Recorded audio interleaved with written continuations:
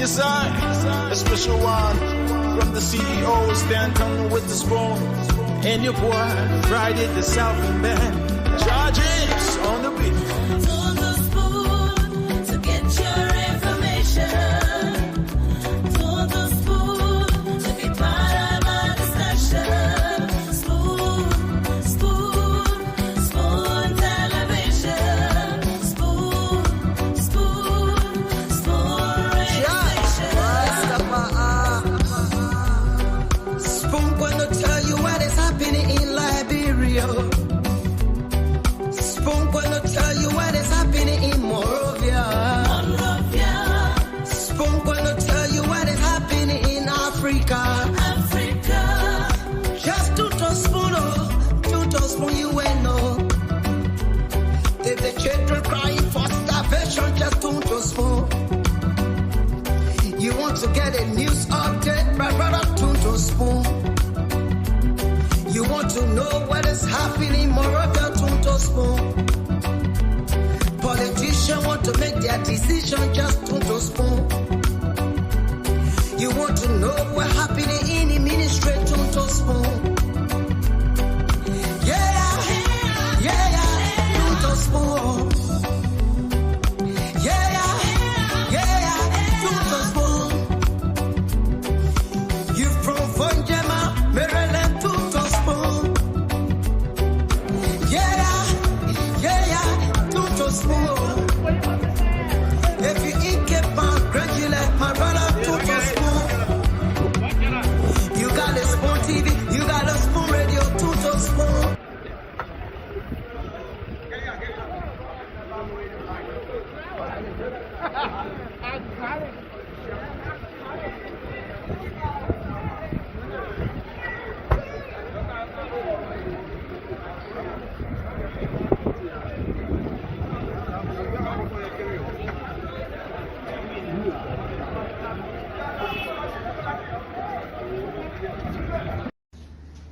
And so yesterday when you hear me singing, oh, I'm talking, oh,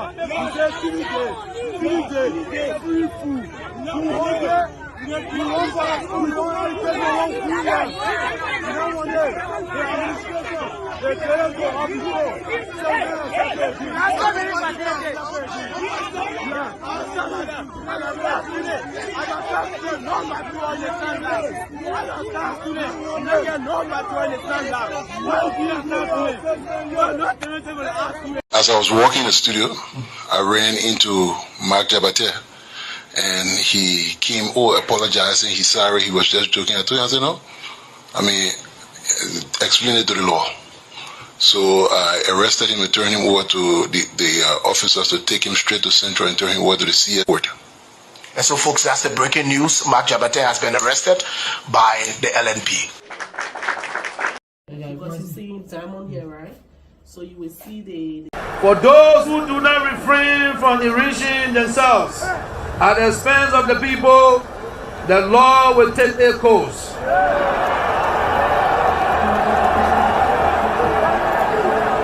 I say today that you will be prosecuted to the full extent of the law.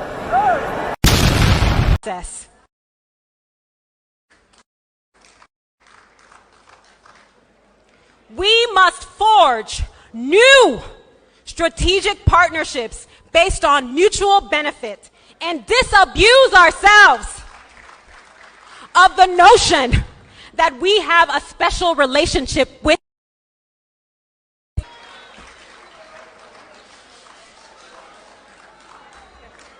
Thank you. Truth be told, this special relationship only exists in our imagination.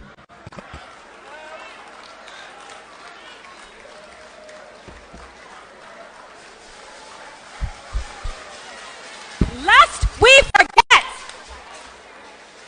lest we was one of the last countries to recognize our independence.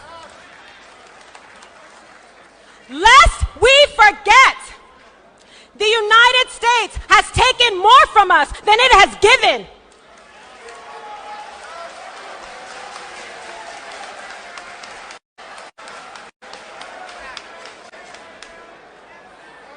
Lest we forget, always serve its own interests above all else.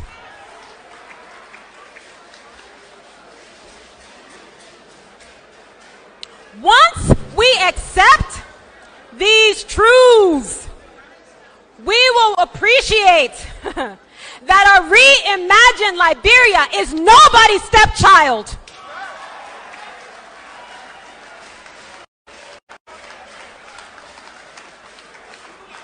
A reimagined Liberia is not only free from colonial relations of power, it is also free from colonial artifacts that cripple us. In this vein, I would like to renew previous calls to adopt national symbols that represent the cultural breadth and historical depth of our shared experiences. I urge us to forge a new political identity by reimagining these symbols. Why is the national motto on our seal not "The love of liberty united us here," as suggested by the Truth and Reconciliation Commission final report? Why are we still calling our highest honor, our highest national honor, the most venerable order of knighthood of the pioneers of the Republic of Rastafari? the word? What I want? Yes, what you got today? Yes, what you got today? Okay, a very warm welcome to all of you across Liberia and beyond. Thanks for joining us here tonight on another edition of the program. This is the Late Night Show, the Late Night Politics on Spoon. I'd like to say thanks for joining us tonight. I'm Nelson Collier, and of course, the Late Night Show is where we get to talk about Liberia. We bring you the updates, the trending national issues. We provide you some objective analysis on those issues, and of course, give you the opportunity to have your say on those unfoldings. And I'd like to say welcome. Thanks to everyone for joining us tonight. My name is Nelson Collier. Kindly share the program as you come on. Let's hope we can have a great show here tonight as we get to talk about Liberia. Now, let me in a special way say thanks to our many ardent followers, all of you who have been so much concerned, especially for the past 2 days that we've not brought to you the late night show. A couple of calls, concerns, not just from me, but the other panelists on the show. So many of you have been expressing some concerns as to why the show wasn't on. And that tells us that you follow and appreciate greatly what we do here. And we want to appreciate you. It's a great thing that we are all here tonight. We on the stream, you on the other side of the stream, making your contributions in the comment section. Together, we get to have the late night show. And I want to welcome everyone. Just do us one favor. Kindly share the program tonight as you come on, because it's going to be engaging. It's going to be a very great conversation. Now, a lot of you are aware that since last week, the last time we had the late night show was on Friday. From Friday up to now, there has been so many things happening, and we hope we can have the time tonight to take you through those happenings, talk about Liberia, bring the issues to you as they are. So with no time to waste, let me go across now and bring the team on. I see our co-moderator, Moba Zoka. You know, whenever the man is dressed this way, when you ask Moba, why are you in court? He say, I come from having meeting with strategic partners. Only George can interpret who those strategic partners are. But Because Moba will always tell you he come from having meeting with strategic partners. Because George the answer. Answer what? Matter answer to progress. We're discussing. But I want to welcome you, man. Moba, it's good to have you on tonight. Thanks for joining the show. Yeah, thank you, Nelson, and thank you to all our many listeners, and welcome back in the country, my brother. Yeah, thank you very much. Let me bring our man, Mr. Francis Jabateh, on. Mr. Jabateh, welcome to the show. It's good to have you on tonight. Thank you, Mr. Colette. Good to be back after a few days off, and welcome back to Liberia, like Moba said. And good morning, good evening to our followers and viewers. It's good to be here. Definitely. It is indeed good to be here. It's a good thing that we've all gathered here to talk about Liberia. To bring the issues as they are. And we can only say thanks to our many followers who always make up time to join us here every night.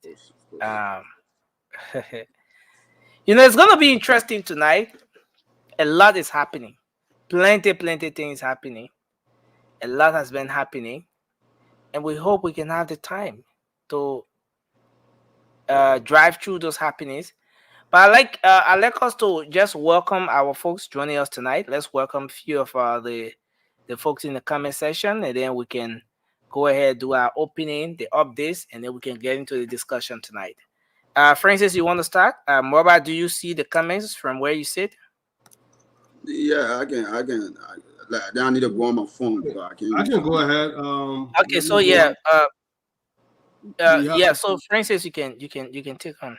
Welcome Hashim Fambula, James T. Davis, Andrew Tucker, Uriah Zemi, Martinez son, Eric McGill, Mohammed Kia, Tuta D. Tukba, Moses Colley, Mariah Sando, Yenatu.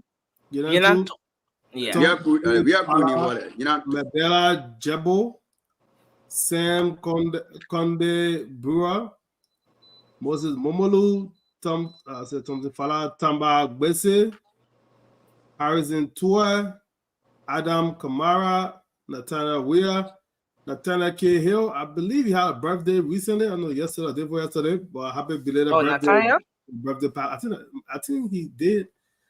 If not, then that's it. A birthday treat for you. Stobatos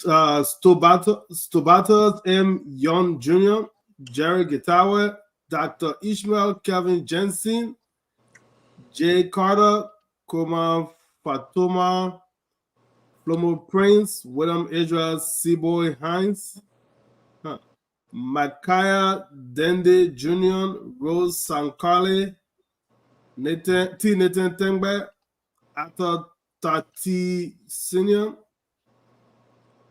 Flomo Prince, Esther Williams, Henry Bana, Don Dolo, Valentino Wissa Frank, Mo Grace Freeman, Video Fun, Mark Blackie, Enoch Barber. Oh, this is long. Let me see. Okay. But I want to say welcome to everybody. Everybody welcome.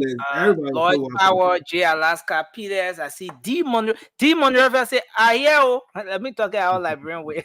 Yo, I mean, say, yeah, you forgot a man named Francis. I mean, I didn't get everybody from top to bottom. Okay, yeah, but Alan Gano, William Hines, I see Fode Kamara. Yeah, so everyone joining us tonight, please share the program as you come on. Let's hope we can have a great conversation tonight.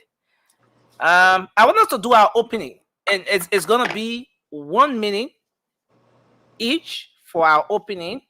And following those that are on set, Mr. Jidau Cindy, welcome to the show. Following those that are on set, I think we're gonna move on with the show. Once you're done with your opening, then we can move on with the rest of the conversation tonight. But let's hear your opening. Moba, start with you, and then we take Francis, and then Cindy will be next. Well, thank you, Nancy, and thank you to our listeners around the world, Radio Land, Facebook, YouTube, whatsoever gadget or area you're watching on. We say thank you. We appreciate you so much. Nancy, for the past few days, probably, we won't be on the show because of certain reasons, but there are a lot of stuff going on in Liberia, a lot of things. And, I just want to emphasize, I just want to tell the Lands and Mine Minister, Women Pay, thank you. He's doing a very great job to the ministry. And I think when all the ministers, when they follow the footsteps of him, of Women Pay, I think Liberia will be on a great path, and it will be a better place for every Liberians, because we know that a lot of the ministries, they only take bribery, do things that are not in the interest of the Liberian people but themselves. But women pay lay out, a good format, and I think all Liberians under my voice tonight should celebrate him for now, because we don't know what he will, probably he may change, but we don't pray for that. We pray always for the good. He was really, really good today, and he lays it the right way for Liberians to understand how the lands and man work. Thank you, Nelson. Thank you very much for your opinion. Francis, you want to go ahead? Yeah. Raymond, welcome to the show. Thanks for joining us. It's good to be here. And this past Saturday, July 27th, we had the independence celebration in Delaware. I was fortunate to have met our sister Lavelle Bono and her beautiful kids. They all look like Lavelle. I don't know, her husband could be jealous probably, because all the kids, when you see them, you know straight out Lavelle kid. It was nice meeting you, sis. But just back to politics, our people, based on the orator's speech, I know we have not been on since July 26th, and a lot of platforms, other people have a lot to say about it. So few people are against, and a lot of people for it. One thing I'll tell our Liberian people, we should be careful what we wish for and what we say. So that words sounds good to the ear, but it doesn't always taste good. So I would just say, from my own point of view, we need to stop misplacing our anger. America is not our problem. So that whole speech about, what we have done more for America than America has done for us, you better start lying. The people who got too much be more, but we got nothing to back it. I want anybody to come challenge anybody in the whole wide world, St. George out to come out and show me what Liberia has done for the U.S. But every year, millions of dollars of taxpayer money for the United States go to Liberia. Our problem is not America, because if America decides today to say she's shutting down embassy in Liberia and leaving Liberia, we are done. People want to talk about, you see what France doing, Ivory Coast, what Great Britain doing in Ghana and other places. Liberia is now colonized. Do you know the suffering those people ancestors went through during the colonial era? The Liberia taste any of that suffering? Even today, some of the countries that we're talking about, they are still suffering under their colonizers, the way they are being treated. But we want to talk. Liberia is not colonized in the first place, so I don't even know why we talk about Independence Day. Thank you. Francis, let me say this. We're going to take up time, at least 1 minute or 1 minute 30 seconds each, to go back on a few of those, other issues. And so let's not jump the gun. But Sandy, you can do your opening, sir. Let's hear you. Good evening. You guys can hear me? Yeah. Good evening, and Nelson. Welcome back to Liberia from Bond County.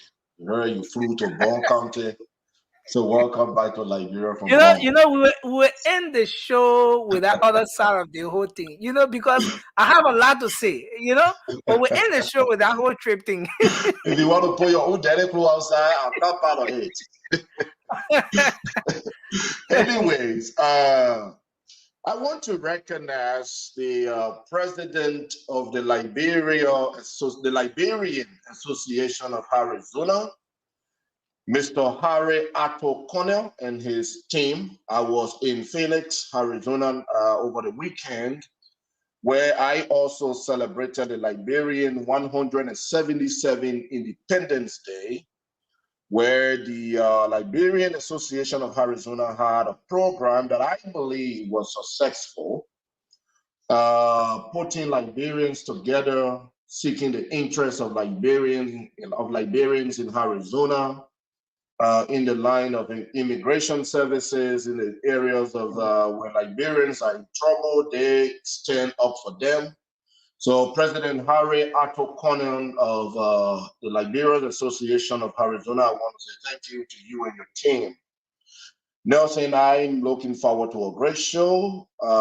And again, to every one of you watching, listening to us, good evening from my end. Thank you. Thank you very much. Raymond, let's hear you, sir. It's always a pleasure being here, especially to speak to the issues happening to our beloved or happening in our beloved country, concerning our beloved country. Well, what an oration. I want to send my shout out to Robert Bailey. I mean, that wasn't a wake up call to all Liberians. And I follow her a little bit, and I've realized that she's not just a scholar, but she's an activist and a researcher who have written a couple of books about our country and that contribute to our rebuilding, our awakening, and what we become. She have written 2 books on corruption about our country. She left Liberia at the age 6, but her heart for Liberia is unmatched. And I hear a lot of people from different quarters trying to criticize her. And it's good that we talk about all that she said. But she says so much than just America. And let me disclose that I'm biased when it comes to America. I'm pro-American. But I will not bash another Liberian who speaks about issue that she wants us to take a look at and review. Or reimagine Liberia is the way forward for Liberia. If we must progress as a people, we have to reevaluate all that we've done. And what can we better? And I think her oration covers everything that we need to think about as a people. She's very scholarly, and her words come with heavy weight. So, in order to check her words, we should be up to the task. Thank you.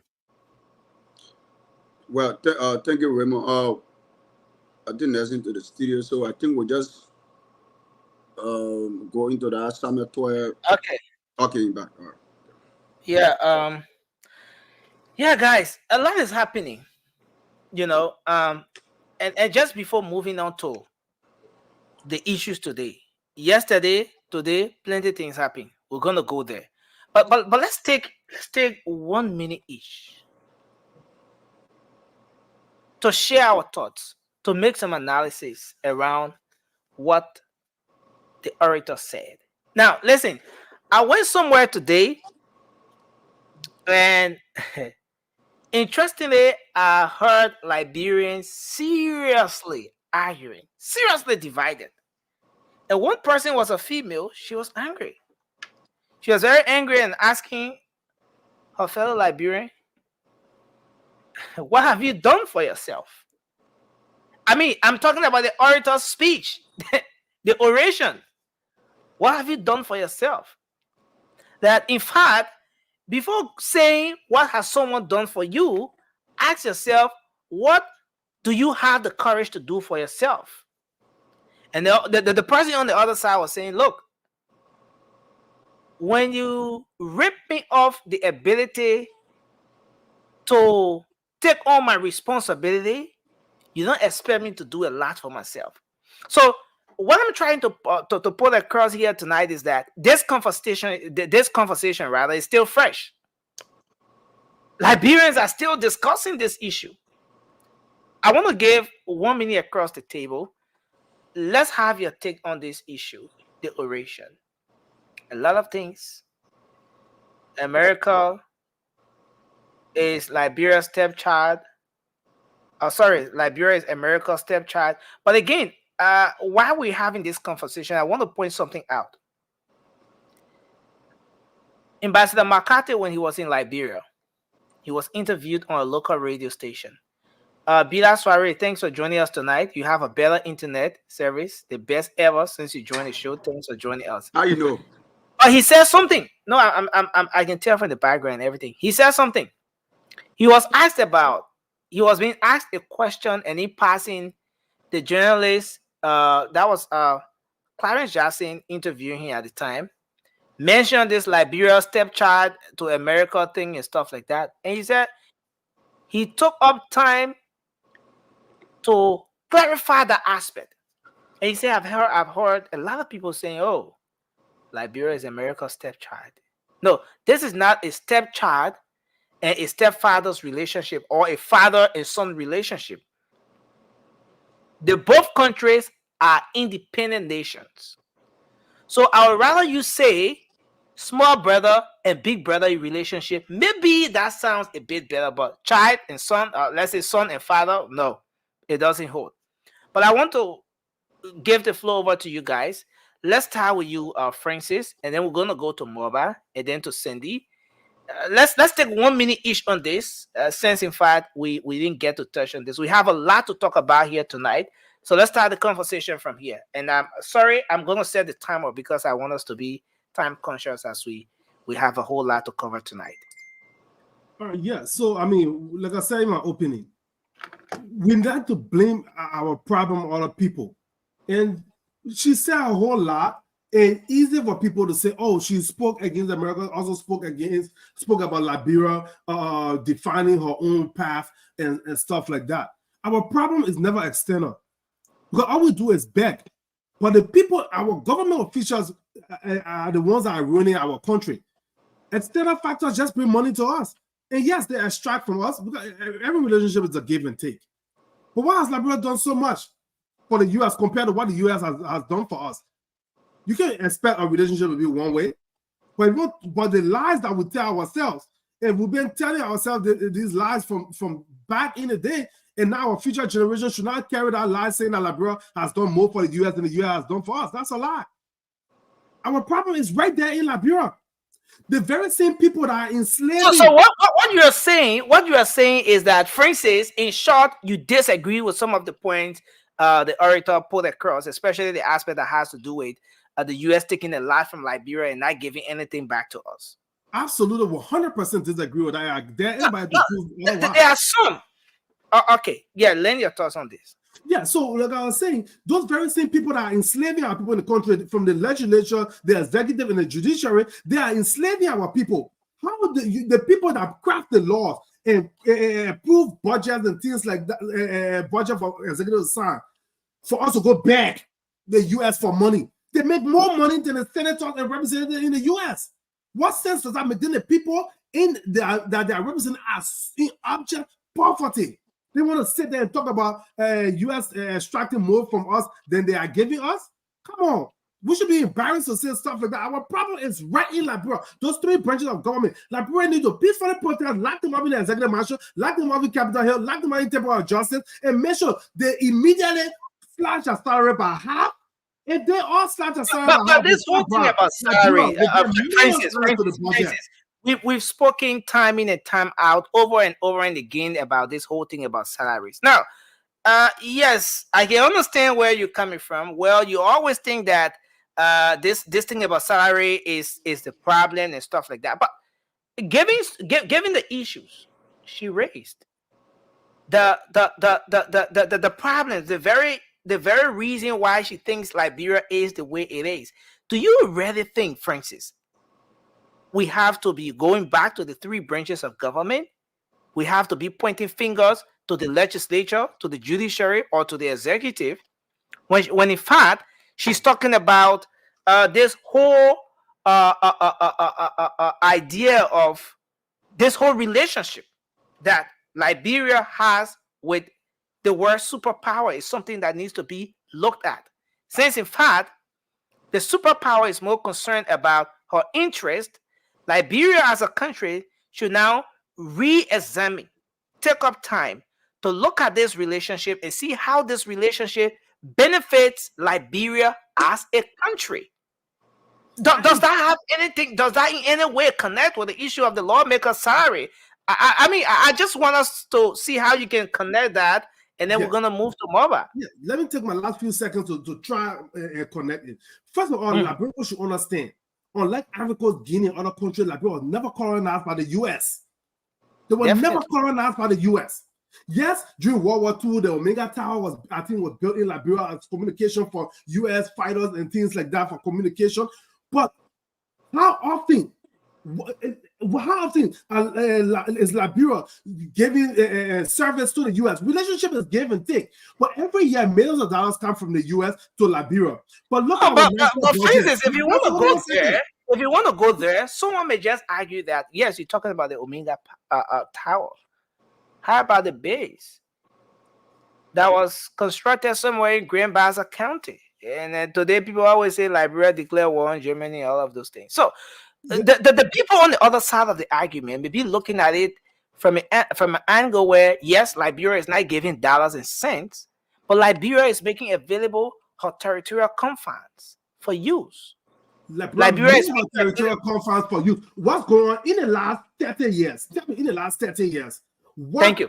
Territorial confines have been made available for Liberia to the U.S. for use internationally, like what happens with Omega Tower and things like that. But let's look at the budget. About around 800,000. More than half of that go to payroll.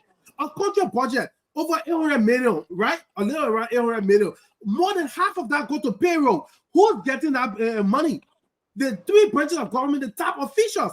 If you cut that in half, we will not be begging as much as we are begging now. Every 3 years, $45,000 for cars. They asked the representative that appeared on Spoon, the one on the field, talking about, instead of just saying, you know what, we don't need it every 3 years, he said, we got to discuss that. So we got to discuss. Shameless people, criminal. Thank you very much, Francis. We have to hold you there now and move to a MOBA. MOBA, let's have your take on this. The oration, you follow everything. We really don't need to go back on that, but we just want to take up 1 minute each to chip in on this, as we have a lot to talk about tonight. Let's hear your take on this. I have much to say about it. I think she made a lot of great points during her speech. She said a lot of things that are affecting our nation, and we should recognize that for the fact.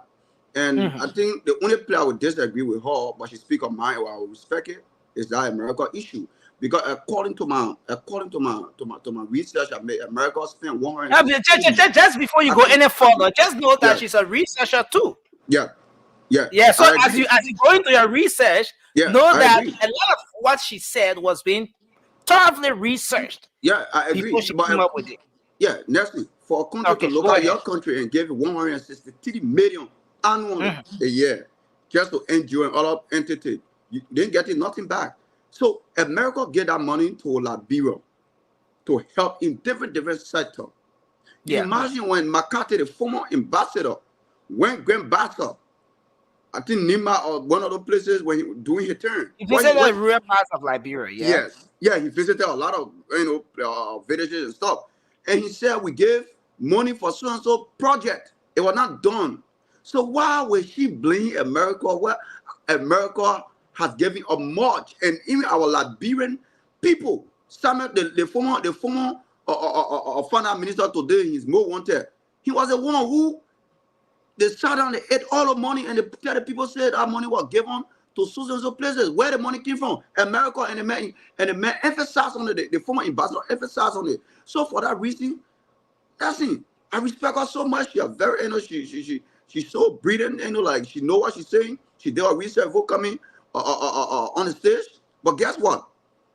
For the part of America, I would disagree with her, because when we're going to history, right? When going through history, America had done much for Liberia. Liberia, America not stealing resources from Liberia. America not get company that maybe and say, okay, you know what, I'm bringing my company to exploit and enslave the people. No. All the company, the money company in the country, not America in favor. And now let me say this. If America having to come in our country and maybe open a company, you will see what it will do. The area they will be maybe get a company, all that stuff, they will open schools, But hospitals, I want houses. you to know. I want you to also let our audience know, especially for those who do not know, that we have an American company here that is employing thousands of Liberians. They're not NGO, right? In the NGO sector, right? Firestone. Yeah, but It's a concession. I thought they sold Firestone to the Japanese, something like that. But I remember research since you say that. Thank you, But we're going to come back to you. But this is very important. Cindy, you listen to the oration. I don't want us to go back on this. You follow closely. It's been in our chat room. Everyone watched that from start to end. Your thoughts? Let me bring Ture in quickly. Nelson, thank you. Look, I want to come at this based on thorough analysis that I have gathered from her speech. I agree with Raymond. Dr. Pele is an astute academic guru in the areas of research. I mean, she is an assistant professor for one of the most well-known learning institutions in the United Kingdom.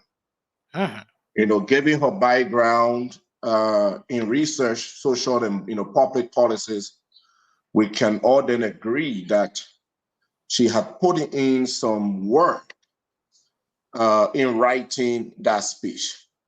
It wasn't something that was done overnight. I do not necessarily agree with everything that she said, but there are valid points in your speech that we must recognize and appreciate. The speech was not just anti-American. It wasn't even anti-American. The speech highlighted key areas of failure for our country, including corruption that she recognized, including how we hand out our nation resources. She talked about all of that. I think we are only focusing on just the part where she addressed our relationship with the United States of America. I'm hearing people saying here that America benefits nothing from us, America owes us nothing. You must understand what is our relationship with them. Okay? We are not American stepchild, but we are a strategic partner to the United States of America. They are also our partners in we both benefit from one another. Her speech emphasizes on the need for us to revisit that relationship. She is saying, let's revisit that relationship. What are we benefiting as a country from that relationship? And what are they benefiting from us as well?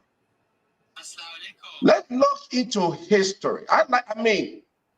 One of the things that I personally question always is our senseless 14-year-plus civil war. I always question that. I always tell people that war will have ended in 1 week. Given our relationship with the US, that war will have ended in a month. The same way President George Bush was here in the US and ordered Charles Taylor to leave. You have 20 seconds, Cindy. That would have happened long time ago. But I want to focus on the benefit. Let's look at some of our mutual benefit. Give me 10 more seconds or that 20 seconds, please. Liberia offered a strategic advantage to the United States.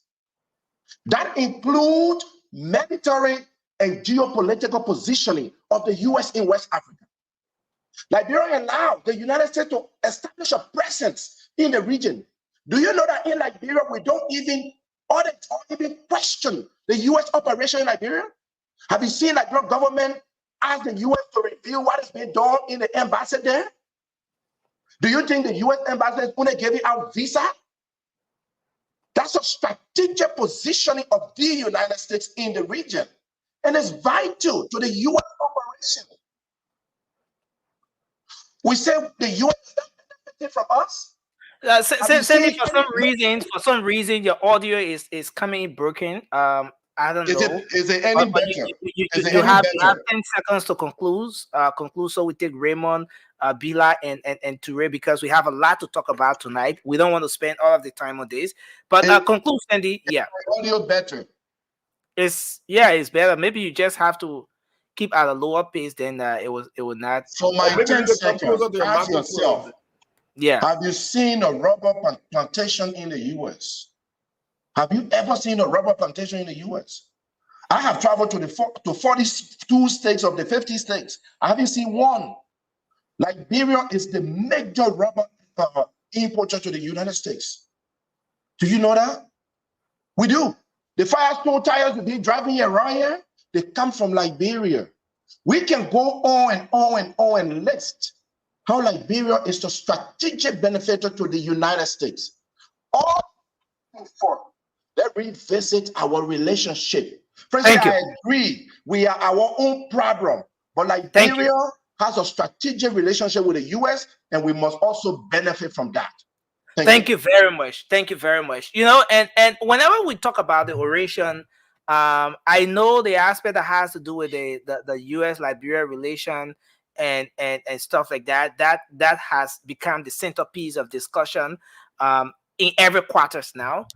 But just before I bring Raymond in, there's another angle of this conversation. Raymond, I'm not subjecting you to this. You can decide where you want to go. But I want to highlight this particular portion of the oration. And this is very important. This is what Dr. Reptel said. Let me bring this in real quick. We must institute a transparent and merit-based process of selecting who shapes the court's mandate. And we must hold accountable those who bear the greatest responsibility for economic and war crimes without fear or favor, including foreign financiers and external state actors. So far, we have started on very shaky ground. First, although Executive Order number 131, establishing the Office of a War and Economic Crimes Court, was celebrated as long overdue, it still has a short lifespan of 12 months. Time is of the essence, but we are moving at a snail's pace. Second, the executive director of this office was selected under dubious circumstances with apparently no civil society vetting or endorsement. This is unacceptable. President Boakai, I urge you to withdraw this nomination and not allow politicking to derail one of the most important appointments of your time in office. You know, and this is important. And I know that, yes, in news will look for permanence. Yes, the U.S. government, you know, but this is also important. She's not asking. She's not begging.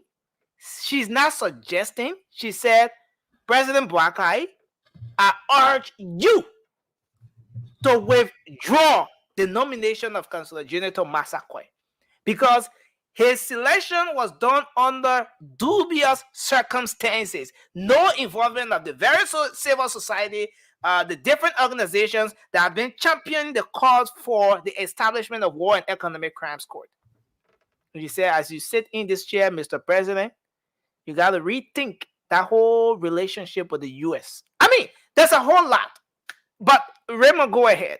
Let's hear your thoughts on the oration. So, a lot of us Liberians do not appreciate our own. And when people with astute background come and make a statement, we don't have to agree with it. But what we need to do justice to that statement is to do some deep digging before we come outright to criticize and condemn it. We all got different school of thought And some of us have been fed with an information that influences us. So when someone comes with an opinion that is contrary to that opinion, the very first thing is their anger. But there is authority in this word. There are people who got bigger standing than all of us.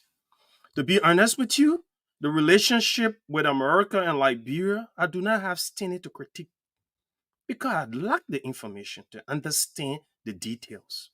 But I know that Liberia always vote with America in the United Nations. That's major. That's a big stick. Liberia do not influence the U.S. vote in the U.S. In the United Nations. We rather are influenced by the United States. Liberia, because of United States tie with Israel, Liberia vote was instrumental in making Israel a state today. The conflict in the Middle East, in that area, making Israel a state, Liberia got a stake in that based on the leading of the United States. Let me say I'm pro-United States. I'm biased when it comes to this conversation. Of all the nations in the world, I'm pro-America than any other nation. But that doesn't... Then Liberia, right? No, I mean other nations other than Liberia. Raymond, you said of all the nations in the world. I'm correcting myself because I'm Liberian first than anything. So I'm considering Liberia out of it. But this is breaking news. And Raymond is in the US right now. Just so you guys I'm on the radio, so I'm clarifying my statement. You want me to do justice to this conversation, and you do not want to run with the wrong narrative. I didn't edit this. Raymond, make your point. All other nations other than Liberia are considered the United States first, and for the principles she stands for, and for her role in the committees of nation. So I'm biased when it comes to this conversation. But when someone with such high standing makes such a statement, even if I disagree with it, I should be cautious on how I critique it. I've listened to her on the Tutu Talk. You all know what Desmond Tutu is. A profound African when it comes to Pan-African advocacy. Those are the platforms that invite her to speak to Africa. I listened to a peer review of the Harvard University, all PhD professors sitting on that panel, where she presented her book on Liberia. And there's a Liberian, a professor who's a Liberian. He rated her one of the best academician and intelligent Liberian today in research. He teaches at the Penn University. He also taught at Harvard before. This is the standing she has. So when she say a thing, we should be asking her for the empirical data. Some of us should be in her inbox, asking her, what is the background for which you speak? Can you share these things with us? We need to know more. But I believe this statement of her should be thickened, and we should have a discourse on it, and the government should use it to form a roadmap on how we reimagine Liberia. And one of the emphasis that she made, dignity define us. For me, that's my takeaway from everything. If I would summarize everything, dignity define us, reimagine where we are. She spoke about corruption, how it begins in the home and the community. She said the government is a reflection of the society. She spoke to everybody. She spoke to the executive. She spoke to the judiciary. She spoke to the legislature. She was balanced in her critique. It wasn't a criticism. It was a critique. So that we sit as Liberians to decide how we plot the map going forward. Where we come from, if you don't know where you're coming from, you can never know where you're going. And she blamed us, and she said it's upon us if we should rebuild our country. And I think it was a little harsh from my personal perspective to the U.S. based on my sentiments for the U.S. A lot of the things I say about the U.S., they're not informed. I can't go anywhere and speak as an authority on these issues. She's a subject matter expert. She went to school in Ghana. She went to school in Egypt. Thank you, She went to school in 3 African countries besides getting a degree from Harvard and getting a degree from the UK. This is a bookworm we're talking about. So research that her ABC. Sandy, thank you. No wonder why your analysis is so good, because you studying for your PhD, my brother. Thank you. Thank you very much. Cindy is our doctoral fellow here. So, but Rudolph is the only guy who does a very good research that will sometimes kick Cindy off the show for some months. But that's okay. We're gonna come to that aspect. Just say I wanted to highlight a comment. You see, Ruth go back comment. She said, "I'm here, America, USA. I can't say anything." So she's scared. Ruth, they will not deport you. but let's hear Soiree, and then we're gonna take yeah. Honestly, we will give you a few seconds, Francis, but let's complete the cycle, because we have a lot to talk on tonight. Hoping that we can even have the time to exhaust everything on the plate. But go ahead. Let's hear you. Thank you. It's a good thing to be back. Who's on in the background? Sorry. Let me begin. See that? Okay, go ahead. Let me begin by saying good evening to all of you guys, Francis, Rima, and Ture, and to all of those folks that take upon your time to come here. Like my colleagues have said, thanks to you guys for always showing a concern when we are not here. But I want to believe that my colleagues have shared it all, but basically, and I want us to look at the conversation from another angle. I'm only hearing people talking about how America feel about the statement, and I want to believe that America is one of the great nations that have always accepted free speech, people having the will to speak on issues of concern, and they endorse that from all angles. We've been seeing democratically, and the individual who gave that speech, um, in any way, she don't have any authority as a government official or represent Liberia in any authoritative capacity, but only as a private citizen, which was made which was clarified by the Liberian government. But again, I want us to look at the conversation from this angle, nursing, that I've not heard more people talk about. I'm still a bit correct. I didn't watch the video where it was said to be that America was actually angry about that statement. They walk out of the program. That which, if it is true, that which in my mind, it was disrespectful to the another sovereign nation, that you were going to program to give a statement that you are not too comfortable with, that you walk out of the program right immediately. But which is more important, staying there and feeling more uncomfortable and walking out, to avoid confrontation, which is preferable. The social affair and other dedicated, I want to believe that they are more of intelligent person, group of individual, and I want to not subject them to being that kind of a human being that we think or we have been thinking of over the past when that incident occurred.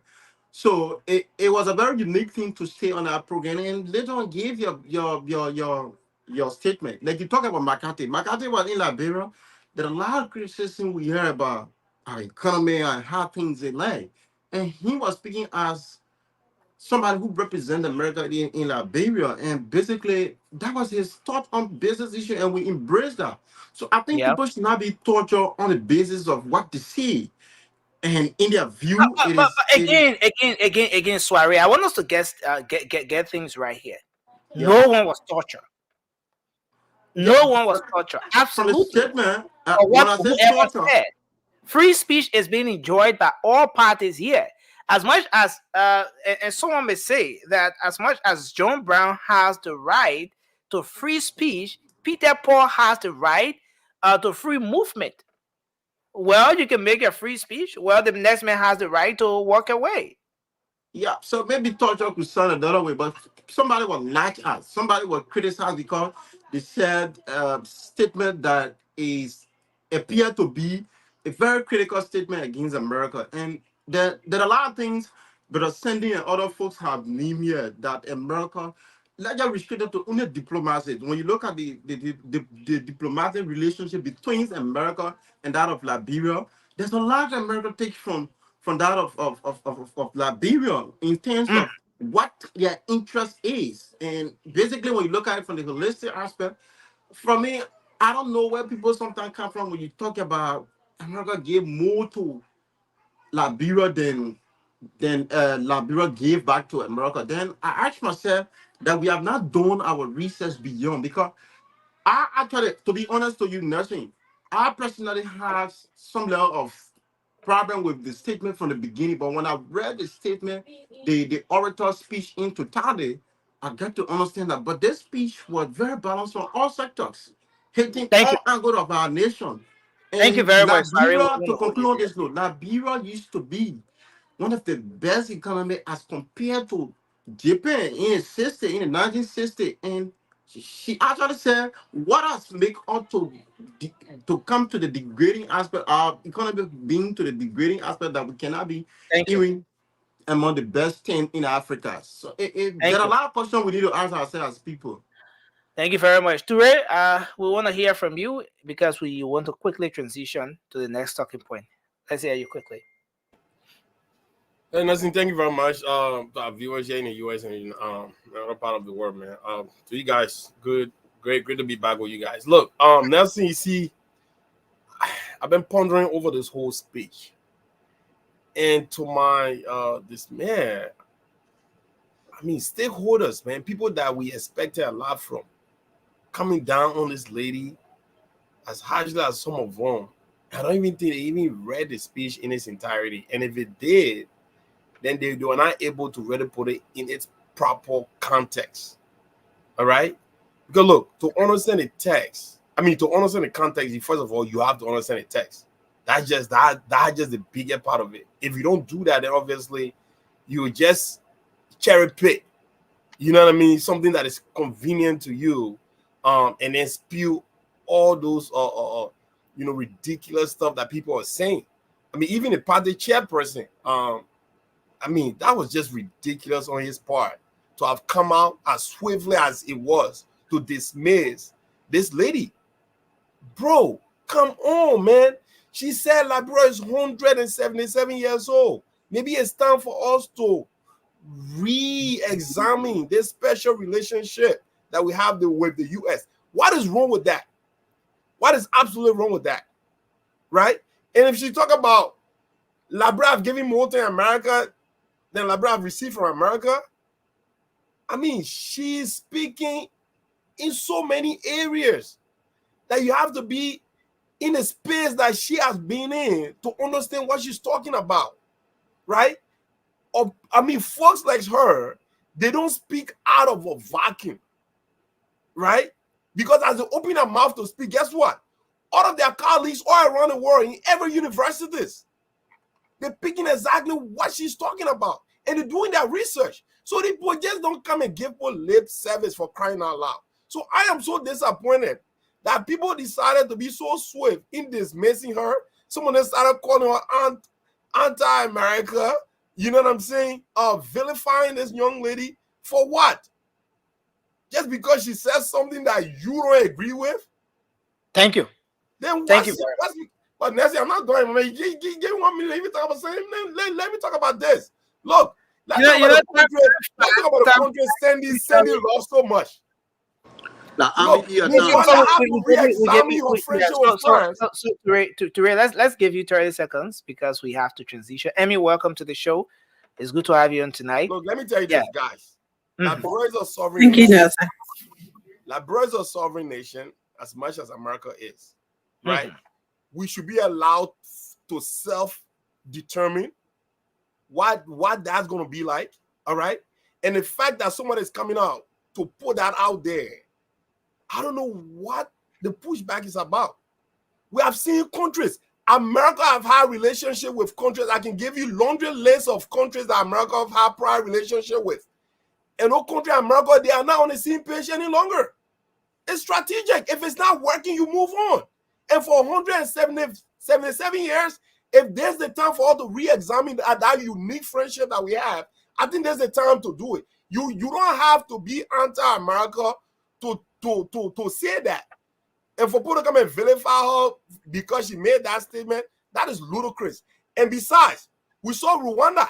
Rwanda had to re-examine her friendship with France, and it turned that thing upside down, and Rwanda have never lost a beat. That country is progressing right in front of our eyes. They changed the whole language from French to English. It's possible.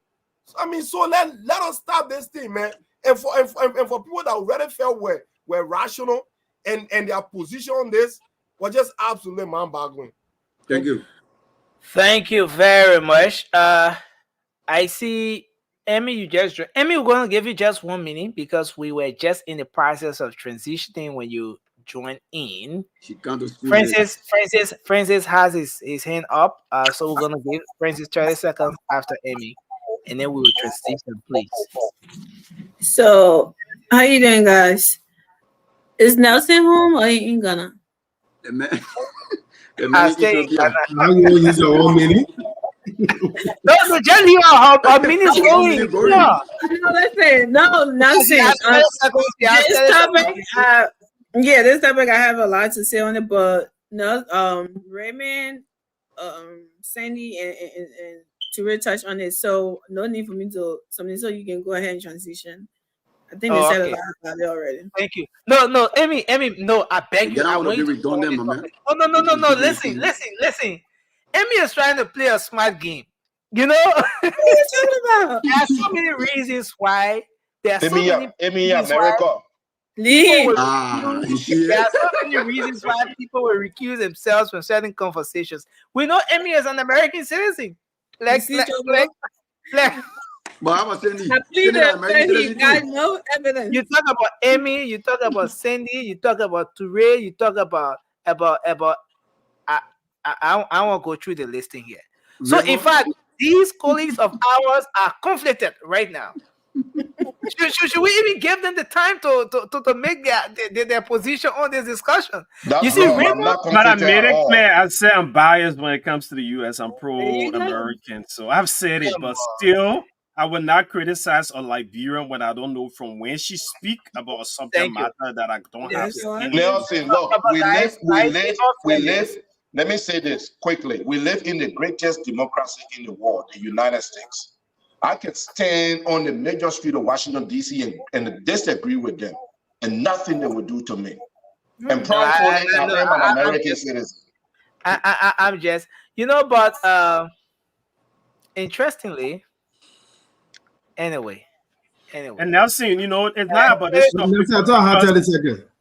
Yeah, let's give Francis his 30 seconds because we have Please to go ahead, Chief. Yeah, before we go, I just want to say, one thing here is that nobody, I don't know how my colleagues are seeing it, but I think my colleagues are suffering from underdog syndrome. You know how when there's big brother and small brother, and I want to make sure the small brother can throw the punches, and we say, oh yeah, the big brother can try. Let's say I got too big.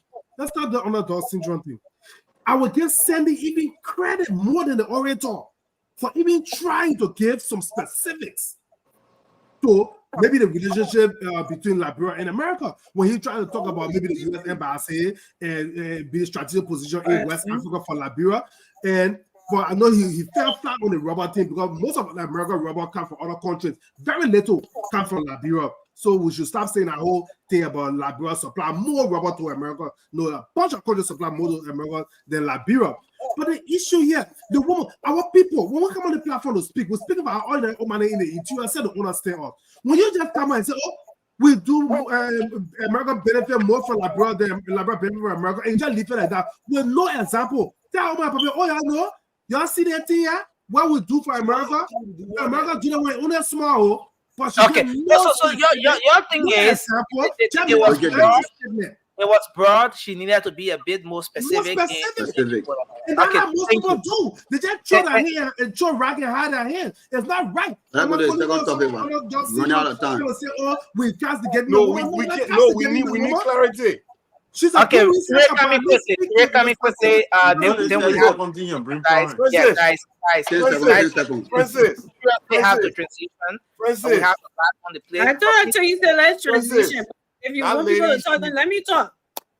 That lady, she's what we consider as an opinion leader, right? She giving you assignment. She don't have that time to start to give you laundry list of benefits. I mean, that's piece of 2 days. No. Wait now. Seconds. But wait now, she can give you and then come back and support at the same spot. Let me tell you, nursing 10 guys in the country. Let somebody pick up the phone, call her, have a forum with her. That should tell us some of these things. That's what we need to do. She get me on the stage at the same time. Give you what this is what researchers do, right? They come to put these things out there, agitate you to do your research. When you disagree with her, call her. University of Liberia is there. Constitution is there. Any institution can call this lady, have a room with her, unless she actually gave us some reason as to why she's saying Liberia. I mean, America benefited more from I mean, thank you. America Thank you very much. Thanks a lot. Thanks a lot for that. I think we have to transition. Sorry, Raymond and Pilar. We have to move to the next talking point. A lot is happening. Several officials of government, ex-officials of government. You know, and this is very important. But I want us to go to this development first. I want the guys, I want all of our panelists to be here when we're hitting this conversation because it's very important. We talked about the issue with Mark Jabateh just the other day. His threat against the life of Representative Yeke Koluba. He threatened to kill the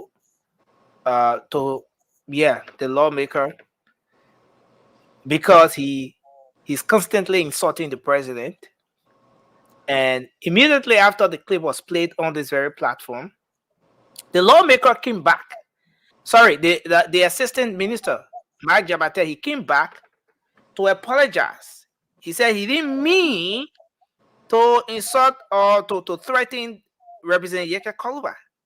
He apologized on this platform. But not just that, he went on, had a handshake with Yeke Koluba and all of that. But the next thing we know is that Mark Jabateh was picked up today by the police. Police arrested Mark Jabateh. And this is what the IG said about... As I was walking in the studio, I ran into Mark Jabateh.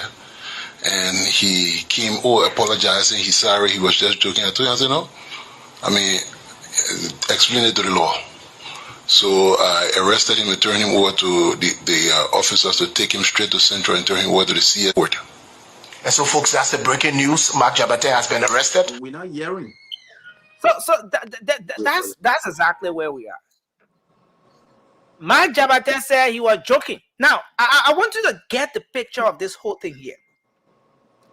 The police IG is on his way to studio. He bumps into Mark Jabateh. Suddenly, Mark Jabateh sees the IG. Oh, my man, that you are trying to... He said, oh, no, are you joking? Oh, you know, that friend, oh, gee, are you joking? And I said, you explain it to the law. He's picked up. He's arrested. Now, this is someone who is not an ex-official of government, but a sitting assistant minister at the Ministry of Internal Affairs. Honor his administration, honor his own government, or in his own government. The police in his government arrest this sitting minister for threatening the life of another official of government, who is in fact seen in the public space constantly insulting the president. I want us to take just 1 minute on this because we have the other issues to go to. What does it say about Liberia as a country? The rule of law. What does it say about justice? What does it say about the Liberian National Police as an institution? I mean, let's start the conversation from here. And I think, Emmy, since you didn't get to speak, we're going to start with you. We take Cindy, we take Moba, and then we can go around the table. Well, thank you, Nelson. I have not much to say about this, but with your question, what does it mean, or what do we see when we seen is people who works in the same government support the same president, right? Getting arrested.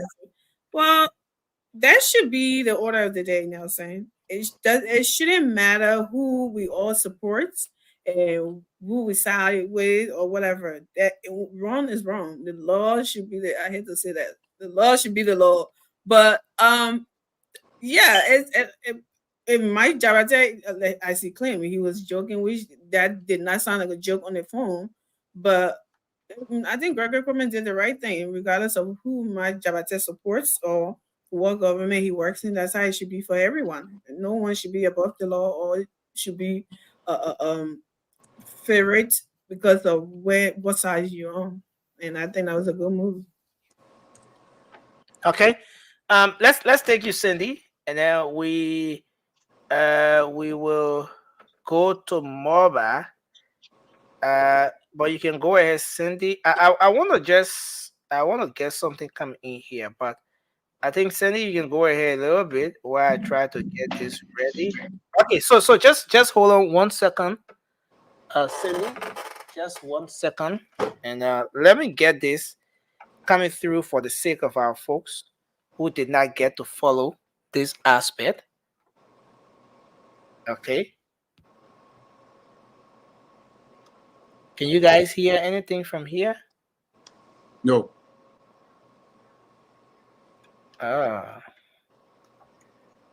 Okay, so Hello. Hello. Yeah, Mike, you were calling me yesterday and I just missed your call again. How are you, sir? Let me tell you something. I don't want to lie to you. I'm a trained man from Russia. I spent 2 years in Russia.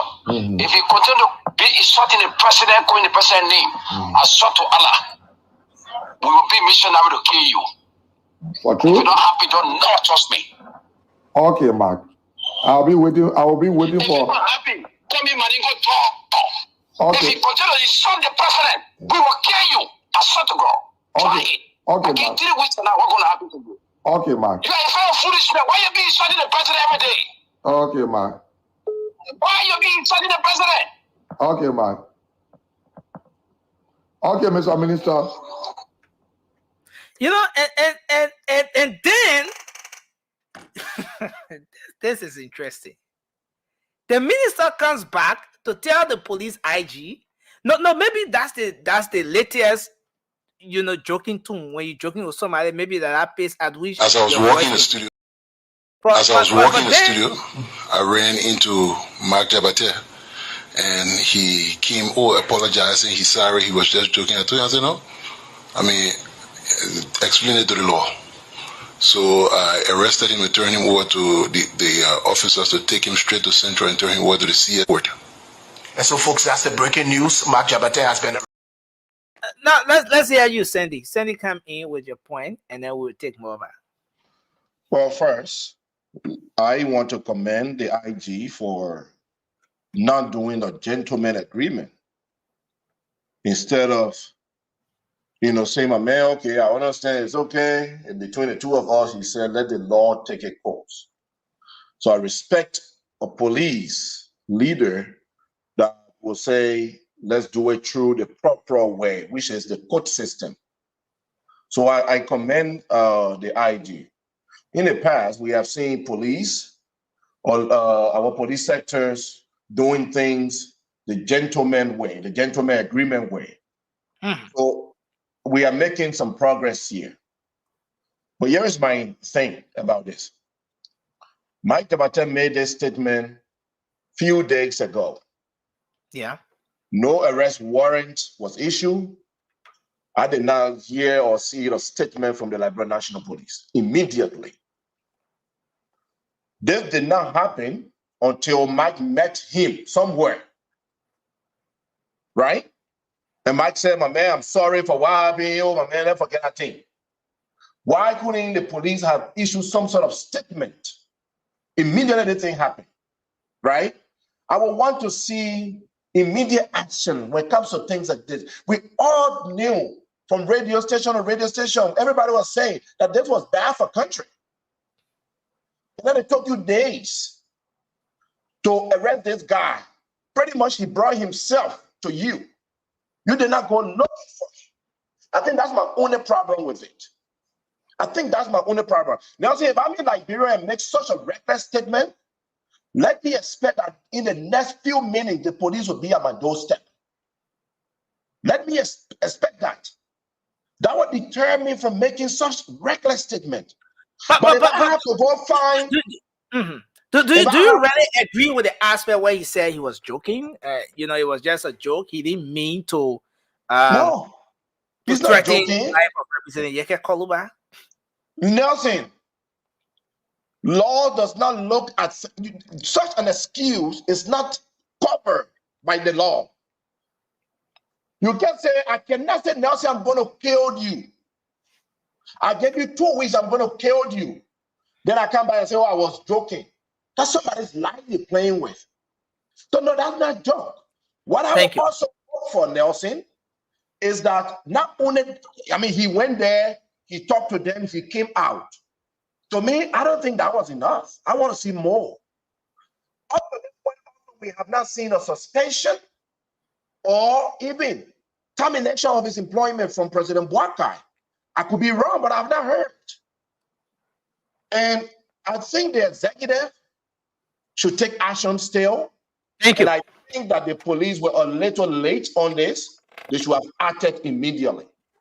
Thank you very much, Sandy. We want to hold you there and bring Moba in, then we'll take Raymond. Moba, please go ahead. Oh, thank you, Nelson. For me, I'll come from a different angle on the issue. Look, let God space a spade, right? We understand what Jabateh said on the radio, whether it's true or maybe he's saying it to put fear in. But let me start with the RG first. Look, Nelson, the RG was wrong today. The way he arrested Jabateh. Let me tell you, if let's zoom, right? We all know the time frame, like the time Jabateh made that statement. Number one, you know Jabateh office. Jabateh going to work all the time. There was no warrant. There was no nobody going on the radio say. So at what time does a warrant get served? No, At what time does warrant? No. It's very important. Is that okay? Because go ahead. No. I'm coming in with a question now. I'm coming in with a question. Since you come in with from a different angle, which is very important for the conversation tonight. But I want to understand from you, at what point does an arrest warrant? No, guys. I think we all have to mute. Yeah, someone has something playing. At what point does an arrest warrant get served? How long does that arrest warrant take? And at what point does it become forbidding to arrest for a law enforcement officer to arrest someone who threatened the life of another person? And I want to put it this way. If you were an enforcer, let's say a law enforcement officer, you bump into a situation where someone is taking knife to stab another person. The person is attempting to stab another person. Will you wait? Are you going to wait to serve that person an arrest warrant? Or will you immediately arrest that person since, in fact, you saw that person trying to take a knife to stab that person? Will you suddenly arrest him? Or you wait, you go to the police station, you read an arrest warrant, serve it to that person, and wait for the person to come to you? I just want to understand from that aspect. Thank you, Nelson. First of all, an individual can be arrested without a warrant. Let me make that clear to them. Let me make it clear without. So how do we balance that? How do we reconcile that with your initial point? My reason here is, I said the RG was wrong. That put a warrant been in one side. But the RG went in the studio where my Jabateh were giving an interview, right? They then bump into each other. Oh, my man, you on arrest. Oh, my man, you made that statement, go to the police station. Is that how a police officer arrests somebody? First of all, they never went on radio telling the police never make any statement. Number one, that put the warrant been in one side. I wanted to come back to the warrant business because the warrant issue. This warrant issue is very serious. A warrant need warrant to be arrested. Let me make that clear. The police don't have to issue a warrant for somebody to be arrested. A police can arrest somebody without the court giving a warrant, without anybody giving a warrant. So that put I sleep. I agree with you. Okay. So, Moba, it means that you're coming back to agree with the initial point that the IG was research on it. Going back on your word that the IG was not wrong to arrest Mike Jabateh the way he did today. But in which the form he arrested Mike Jabateh, it was wrong. It was wrong. I want us to reconcile that. Our colleague let me make it clear. Who is? Can you put Steam statement, please? No, Steam is trying to make a comment on this conversation. But go ahead, Moba. The reason here is Moba. Or Nelson is just simple, right? If the police RG probably come to have a press conference, since they may make a statement, we're trying to reach him, but we will make sure we bring for caution. Everybody know that Mike Jabateh is on their life. Everybody know that the police are already taking a course. They got to get a written or document to say or arrest warrant to say, Mark, we're going to arrest you. No. But the form in which Mark was arrested to the station, where the same place they actually went for an interview, he went, he met Mark, and he said, my man, you're under arrest. There is no decent country. Let me say this, right? The RG, I've been with him for the very first time. He was RG of the Republic of Liberia. But on this issue, he blundered. He messed up. He messed up big time. Nelson, if I like, go do your research. There is no way. First, no, Nelson, if I do something to somebody, you're not just see me on the street, say, my man, a policeman say, oh, my man, you're under arrest. There go. Let's agree that we all understand how the laws work, right? Let's understand how the laws work. If somebody do something, Moba, honestly, I find it difficult to establish, to understand your position on this particular issue.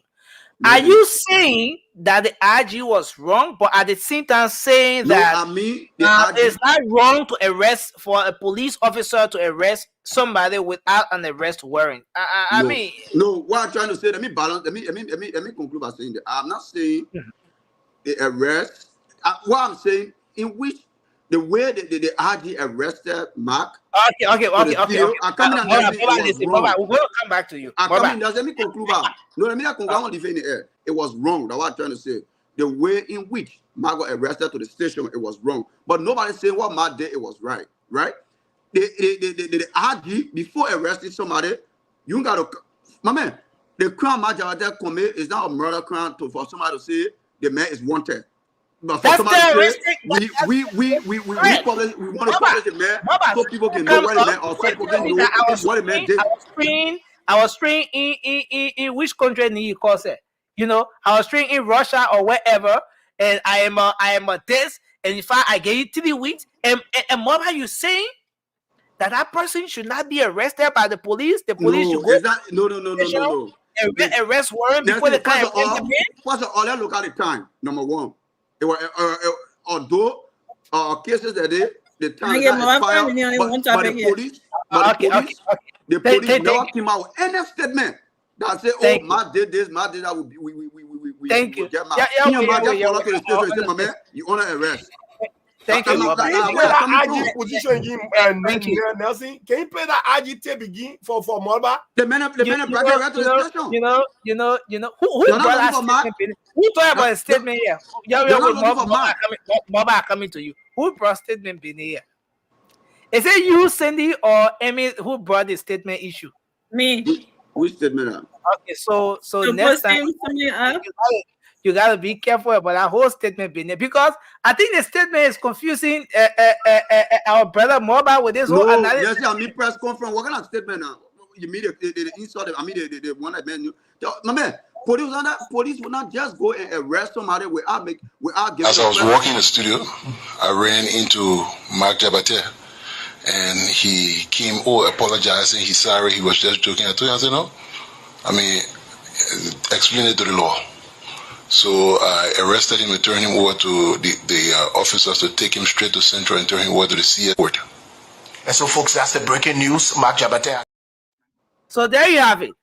My man, you understand my point? That's no, just forget, because my point is, I'm not saying the arrest.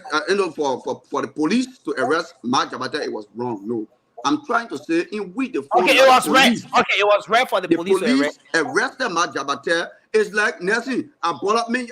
I get time for you. I bought up you to the supermarket. I said, oh Nancy, and no I do prior this for me, and I notice did to before me. the I arrest. don't owe you all. And that's it. Okay, There was no press conference to say Mark Jabateh do the thing. Nothing. Does he need a press conference? I never. Yes. Come on. No, guys. This is my country that man running away. That's this is important. Let's hear. That's how you want to run a government with law and bodies a country. No, but we have not expertise on it. Let's not. Okay, no, but I give you thing I know. Thank you very much. Thanks a lot. Thanks a lot. Raymond, please come in.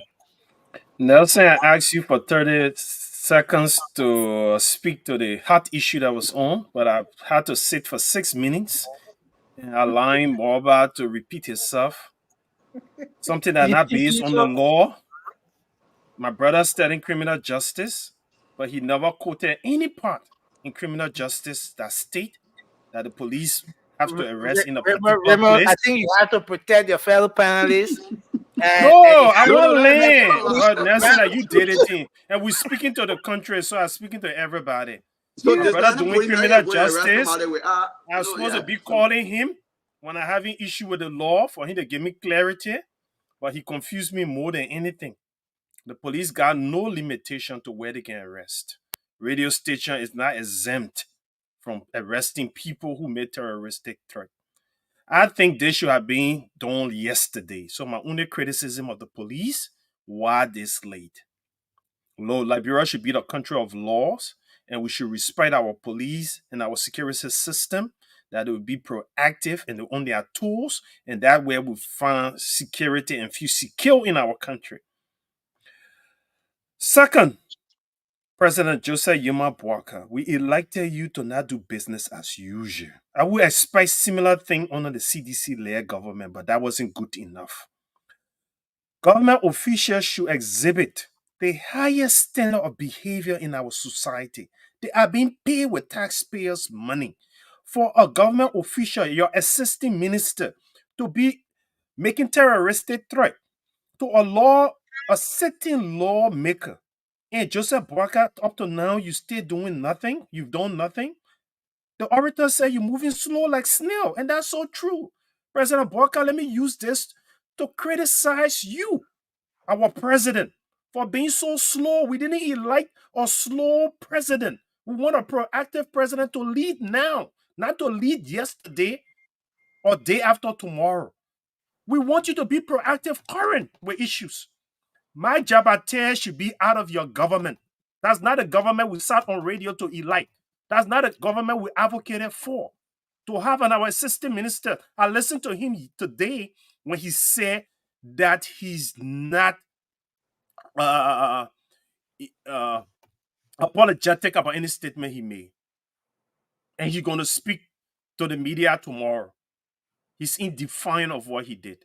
And no peace-loving Liberia, well-meaning Liberian will condone that. So just like Raymond, just the fact that this individual, Mark Jabateh, was arrested today, what does it say about the government? I want to get your analysis on the optics of this situation itself. Nelson, I will not praise the government for this because that's what the government should be doing. This is what the government should be doing. That's what a normal government does. And we elected a government to right our wrong. So when they right the wrong, we're not going to clap for them. What I'm critical about, why Mike Jabateh is still a minister in the government after making such a terroristic threat. Joseph Boakai is telling me that he's sleeping, he never heard it. Or he don't have no aid to inform him on these things. Then he's supposed to be firing people around him. What the press secretary is doing. Current issues like these, hot issues like this, she's not briefing her boss, then we have a problem. Thank you, Raymond. Thank you, Raymond.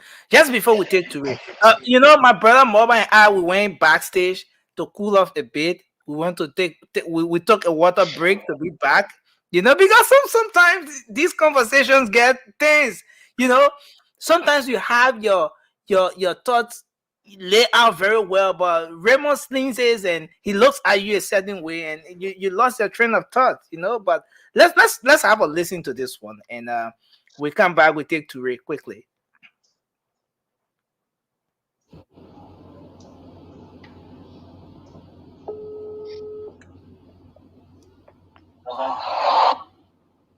Hello.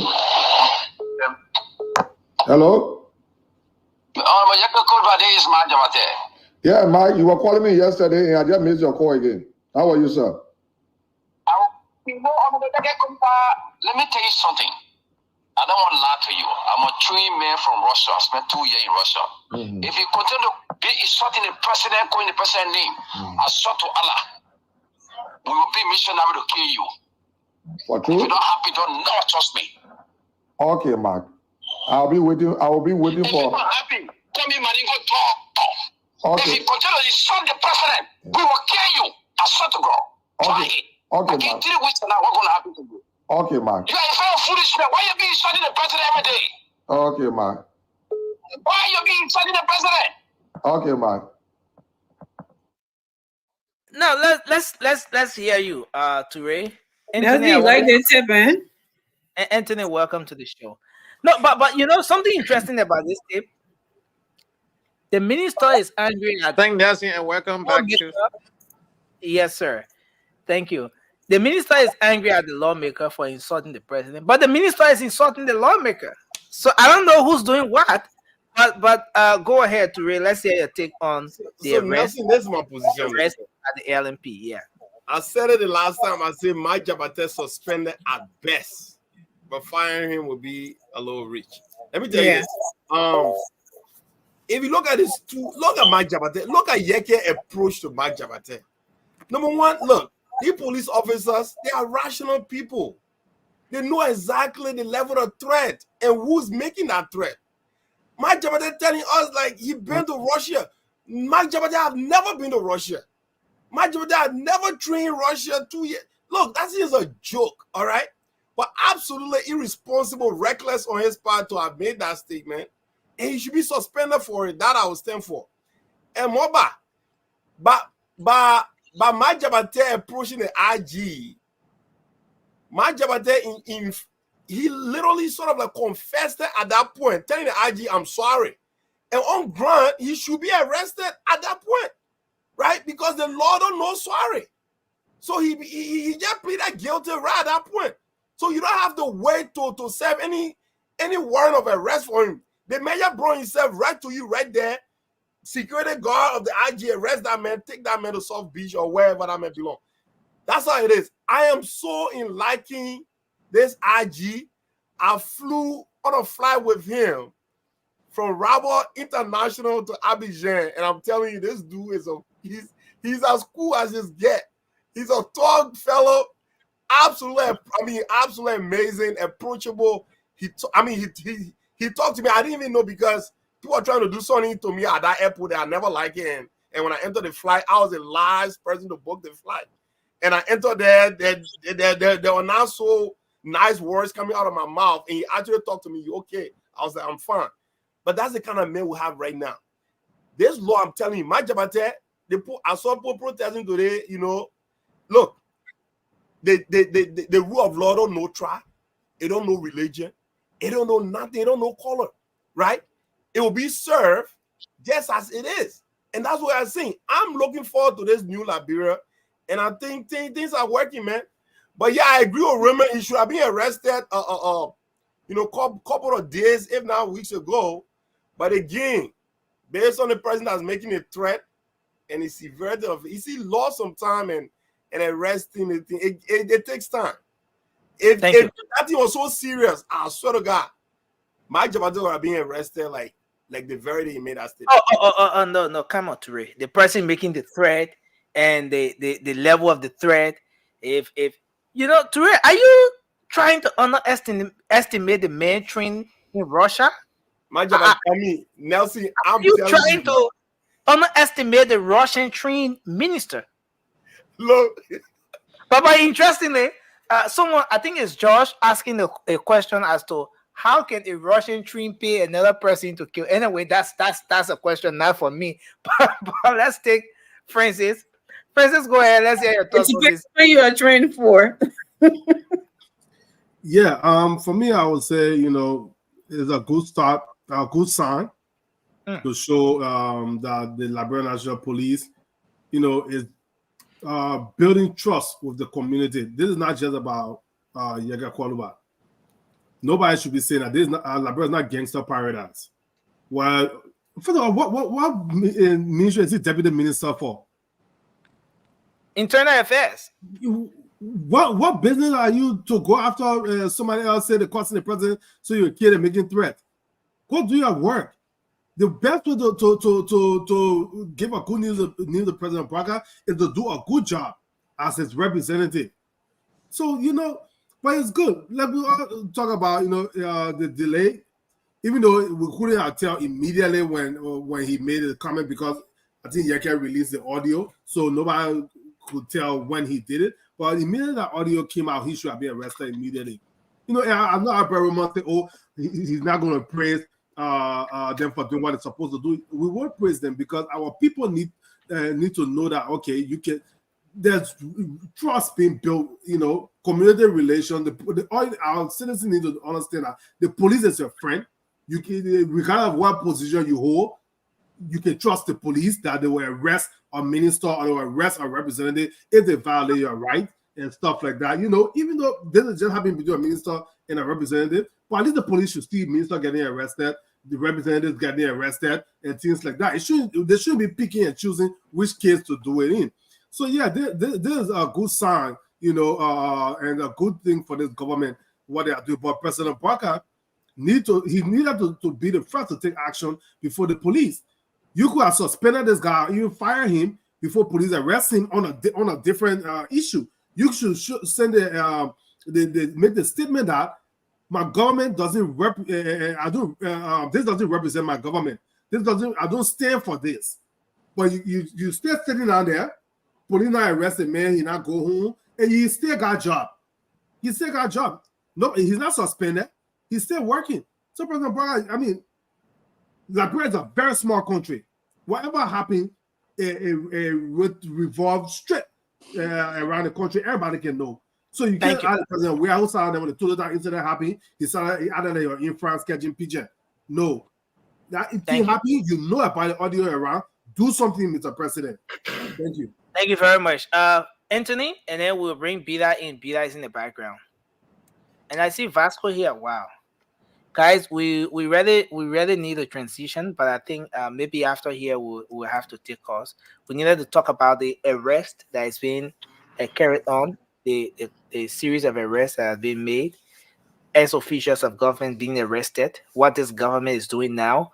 But Anthony, go ahead. Vasco, welcome to the show.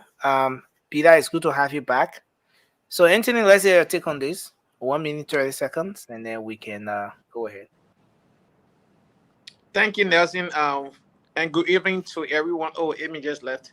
Ladies and gentlemen, anyway, gentlemen now, because my sister was here. And to our following, listeners and viewers as well. Listen, this particular issue here with Deputy Minister Mark Jabateh, it is very unfortunate. He's assistant minister. Assistant minister, I'm sorry. Yeah. Look, you must first of all understand your role as a government employee, let alone a senior executive member of the administration. You cannot and should not be making restless comment like he did. First of all, it is an imminent threat to the person, the representative Yeke Koluba. He clearly said, I will kill you. That I will kill you in itself, it is a reason for the police to arrest him. He declared that he would take somebody's life. That is not a free speech. It is an imminent threat to a person's life. The government, on the other hand, is supposed to dismiss this man, not suspend him, but dismiss him. If it's anything that President Bouaka, His Excellency, will brag about and beat his chest about, he's a man of integrity.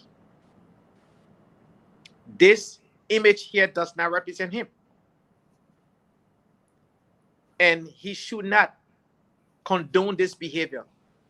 If Liberia should be a different country under his leadership, the time is now. Set the example. So, Anthony, I want us to take a look at the arrest. I want us to take a look at the arrest because you left with just 30 seconds, and you can choose how you want to use it. But with the arrest of Mark Jabateh, a sitting minister, I want us to look at the optics. The arrest was not done by the administration. The arrest was done by the police. The police arrested him because of the threat he made. The administration. Yeah, the police arrested him. The police. Yes, of yeah, course. but here's the thing: he made a criminal threat.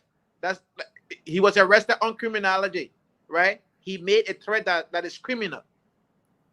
It's a violation of the criminal code of ethics that you will kill a person. You made a threat. This is not executive administrative discipline. This is law enforcement acting upon the law and the Constitution of Liberia. So, but the administration cannot have this man working. We can't have, Queen Johnson on a question being appointed and still working. Mark Jabateh making threats. Look, we came from a bloody civil war, and that civil war have not been concluded yet. If I say concluded, meaning we have not have a closure.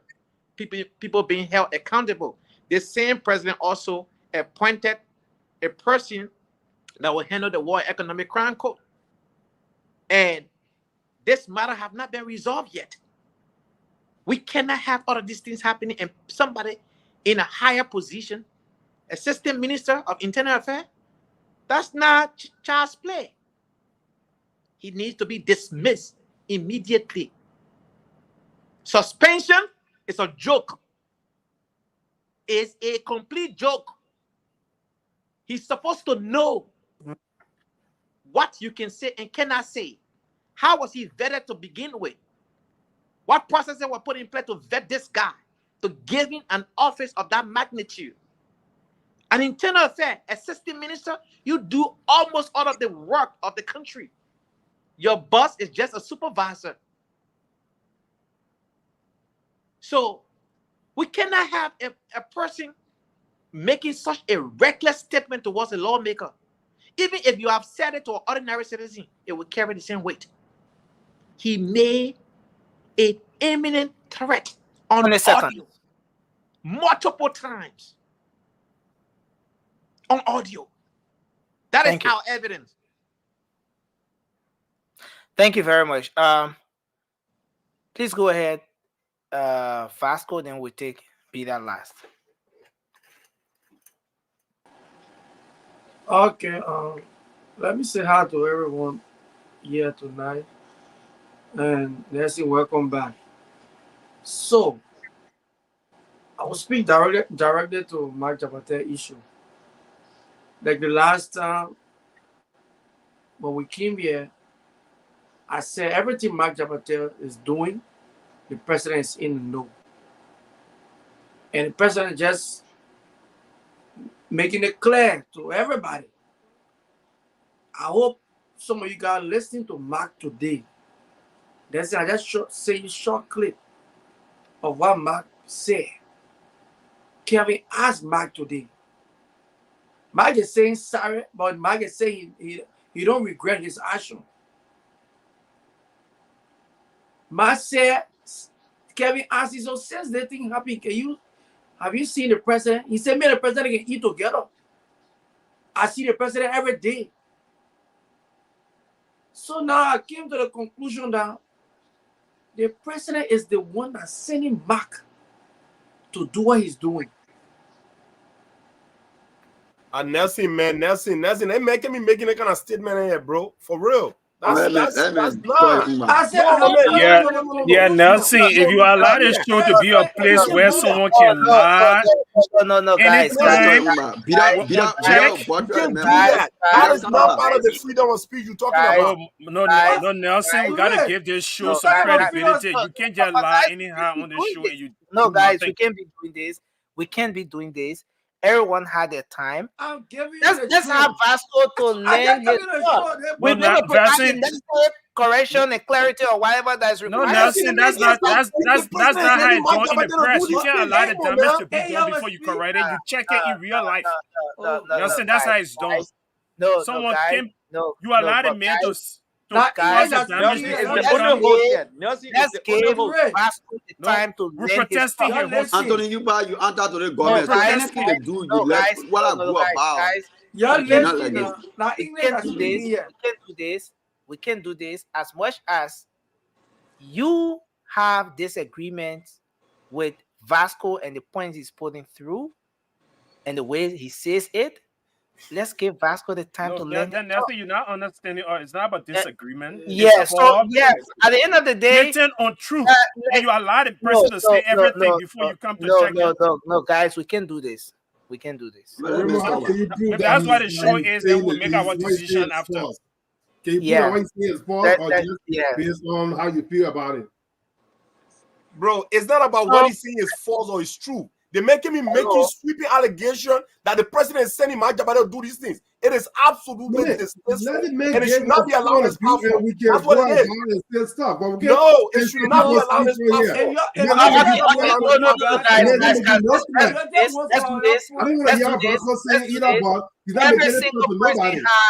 Everyone has their time. It's Vasco's turn. Let's have Vasco to lend his thought. You always have time on the show. Guys, you always have time on the show to counter what whoever says. And even me sitting here, I make corrections when necessary. But listen, at the end of the day, Vasco has his time. He's going to make his point. Thereafter, we'll make the necessary correction. You will counter the argument. But let's give Vasco the time. Let's not get to a point where we try to control people what they say. The only thing is that nobody should insult. But we're not going to allow misinformation or disinformation to slide on the platform.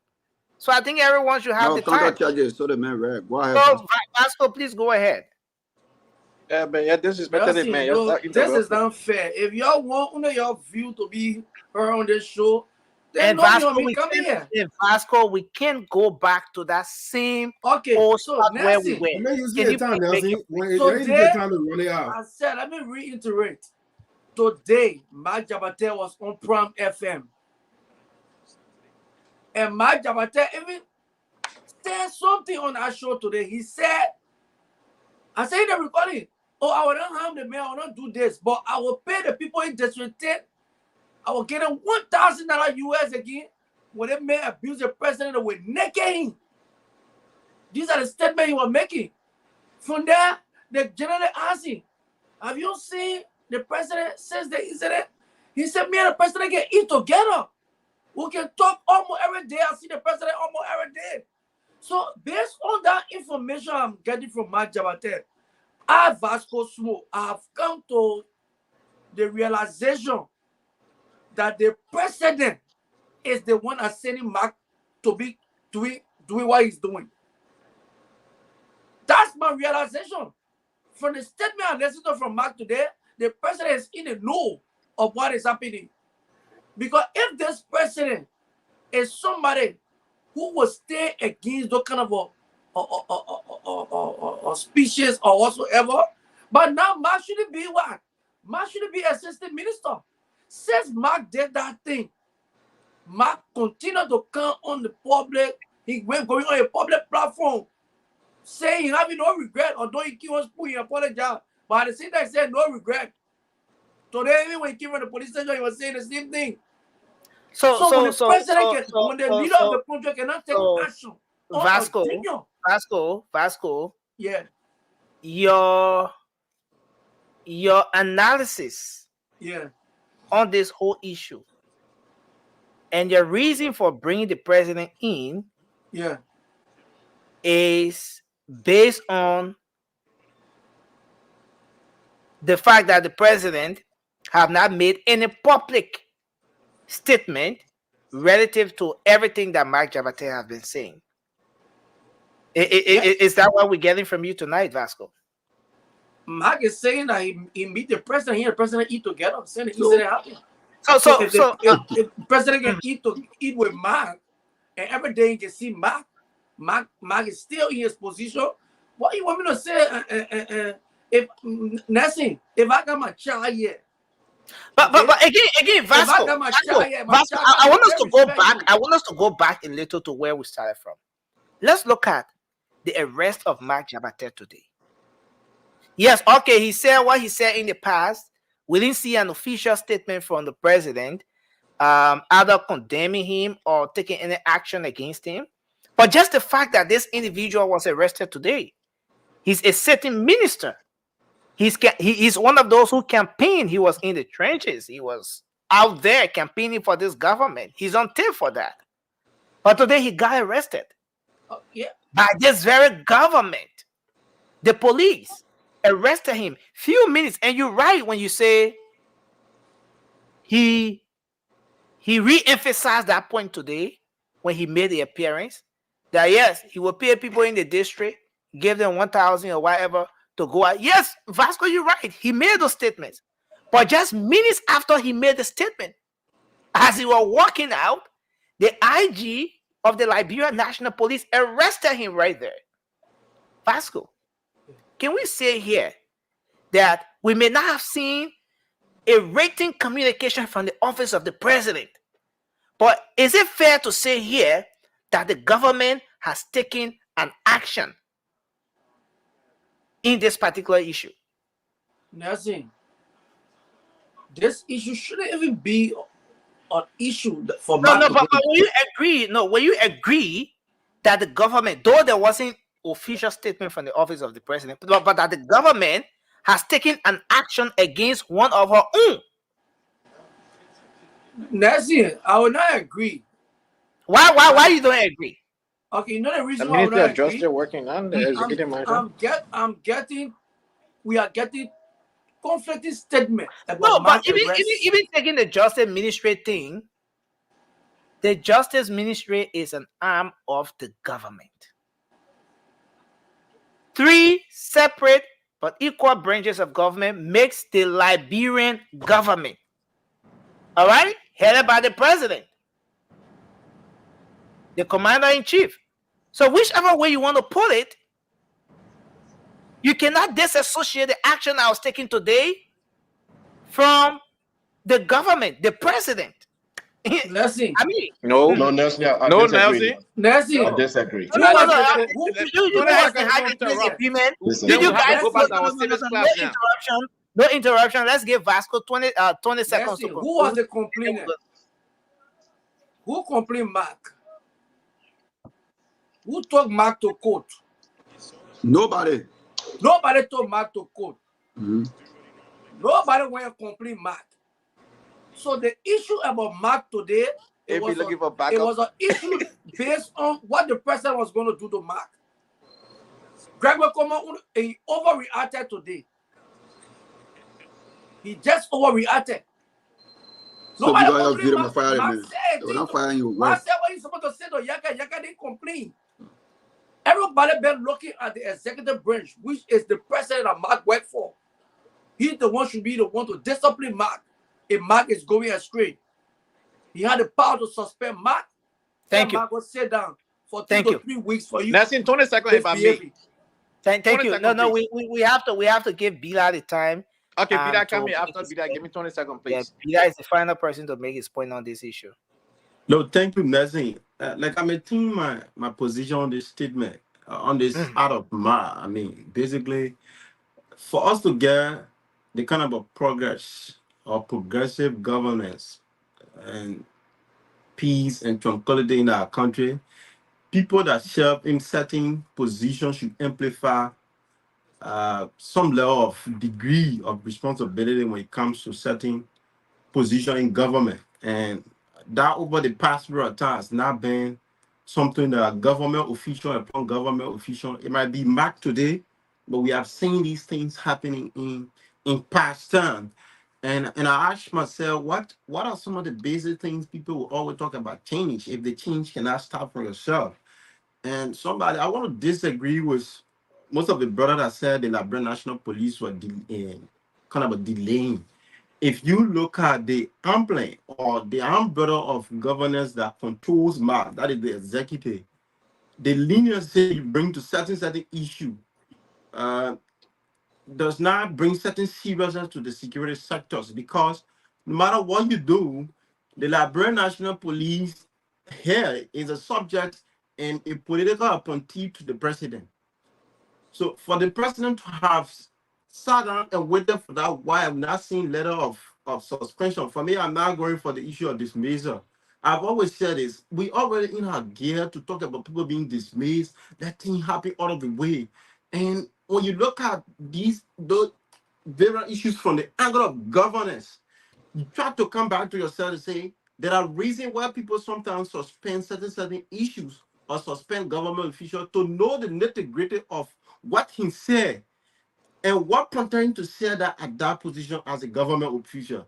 So I want to believe that the government should have taken some basic steps in relation to that action of mine by suspending without pay and investigating if found culpable. I mean, I think fair enough due diligence, it could be dismissed. So I think I'm not going for the issue of dismiss very immediately, but let him be suspended without pay. And for the executive mansion to be lenient on this, brother, I'm not one of those who sit and encourage violence, threatening statement in joke. So to see somebody who should amplify and do the job of the Labrimpo by impressing the government and the president himself to be a loyal to, that should be in a very unique way, not by threatening a lawmaker. And like I listened to Mark today, I'm coming to the conclusion that that will happen. Absolutely, we're seeing what the Liberian National Police doing. Very appreciated. They can do what they could do to investigate that statement because it's counterproductive to the very security sector that they are like move protecting. So Thank you Max very much. continued to say he's unapologetic and going. I listened to that Prime FM interview, saying some things that is not unique in relation to his apologies. So I think we have to look at that issue. Let's hold you there. Thank you very much.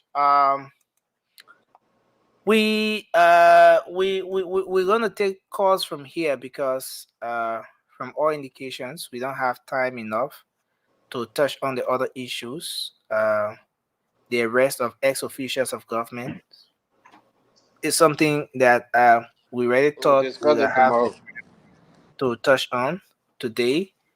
But again, this is very important because as we speak, the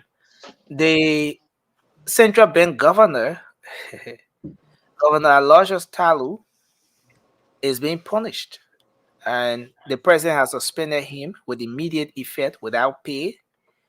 And this is getting bigger. It's getting bigger by the day.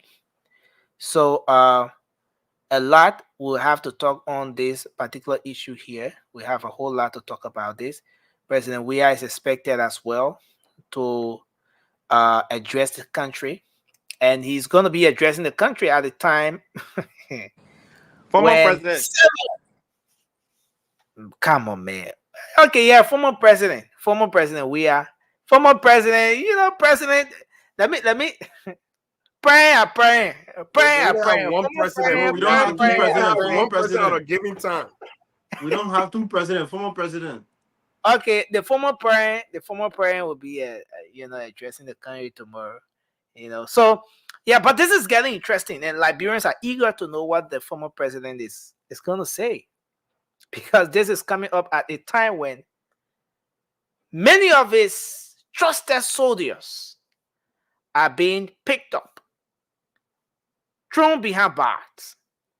Some are on the run; they are escaping, and you have the unity party chasing after them. It's like Please tell me if I was gonna go in the bush.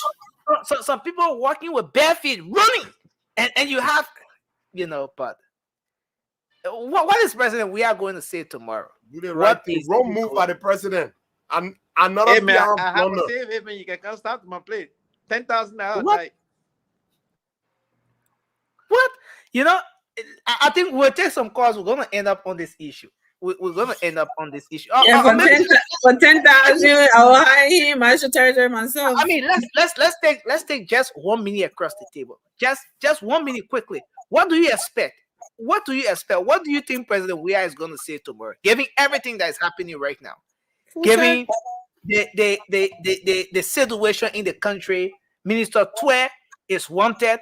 The Justice Minister is on the other side, you know, facing his own situation. The Governor Talu, he's been suspended with immediate effect without pay, and the figures behind this particular suspension is huge. I mean, what do you expect from former President George Weah tomorrow? Vasco, what do you expect? Tomorrow, I want the public will be expecting a forceful press conference tomorrow by the mighty CDC. Forceful as in what? As saying what? You know, we're going to be push addressing everything that confronted the country. Is President Weah coming to tell the Liberian people tomorrow that all my people nearly arresting that witch hunt? I mean, yeah, that's it. The issue of look, for me right now, I don't want to speak on the issue about people calling Samuel Twitter and this and that. We're not ready for that yet. Like I said the last time, this government can go ahead. I said, they can go ahead and do what they want to do. Thank you. So you don't have any expectation for what President Weah will say tomorrow. What do you expect? Let's go to Bila quickly. Bila, what do you expect? Former President George Weah addresses the nation. What I expect tomorrow is nothing different from the usual CDC push-up. Bring scare tactics. I expect scare tactics statement tomorrow. I expect something like a political threat to wanting to redirect or distract the government from its normal progress in relation to carrying people, indicting people. So the CDC, we always know that they like the noise. Okay, thank you. Anthony, let's hear from you. Anthony, man. Anthony, you are muted. We're not hearing you. Sorry, I was muted. I'm just going to speculate on this particular subject because I don't know what the former president going to say tomorrow. But what do you expect? Given the situation, given what is happening right now, you're going to use this opportunity to speak to his base, mobilize the CDC, get them excited, give them hope. This administration is giving. But President, we are being a respecter of the law. Do you expect tomorrow that the former president will call on ex-officials of government, tell them to submit themselves to the sitting government, submit themselves to the audit process, and especially those that are on the run now? If I have a political strategy for George Weah, I would not tell him to say that. What I would tell George Weah to do is to mobilize the base, give them as much red meat as possible, give the group the excitement that yes, we are hopeful because this administration have given the lifeline back to the CDC. Look, in 2017. Thank you. Hold on, let me end with this. No, you won't go to Raymond in time. In 2017, when United Party lost the election, they were dead and gone. The formation of CPP gave them lamb life today. We can hear. That's exactly what you got that the United Party have done for the CDC. You are giving the CDC a lifeline when the Liberian people turn their back and say, we don't want to go back this way. You continue to reference CDC. When CDC jump, you jump. CDC say they're going for the president. Thank you very much, Anthony. You're not going to hijack the show. Let's move to you are giving a limelight to CDC. Francis, let's hear you, Francis. Let's hear you quickly on this one. You want to stop regulating? So yeah, I mean, I don't expect much any substance to come that speech tomorrow, because we can clearly see for someone who's supposed to be apologizing to the Liberian people since he left office, he been running around just letting people to use him pretty much. Because the stunts he put in at the airport, arrival and departure, those are just stunts. Judge, I don't really care for that stuff. But the people that put in his screen, he's a puppet. The people that put in the screen behind him are the ones that are making him do all these things. He doesn't really care. Judge, I want to go and stay in France and catch pigeon on his shoulder. He want to go around the world and do other things. But now these people see that relevance have been gone. Francis.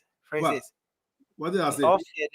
In all fairness, Mama Nelson, would I agree you do the word? Passport Salah, you don't refer to our former president. No. You would not agree with that one. I am right now. A pigeon on him. I'm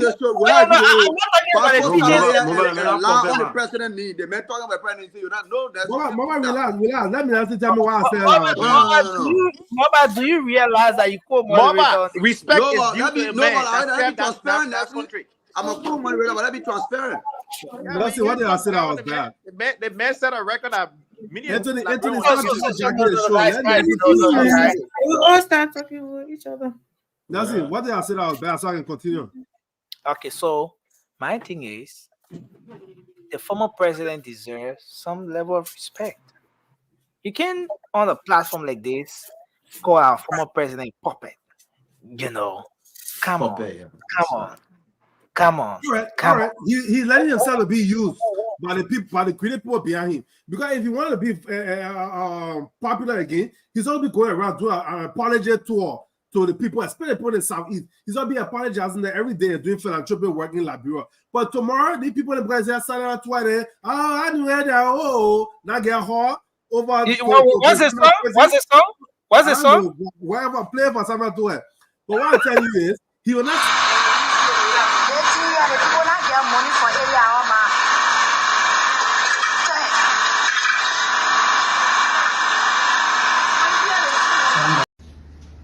So yesterday when you hear me singing, oh, I'm talking,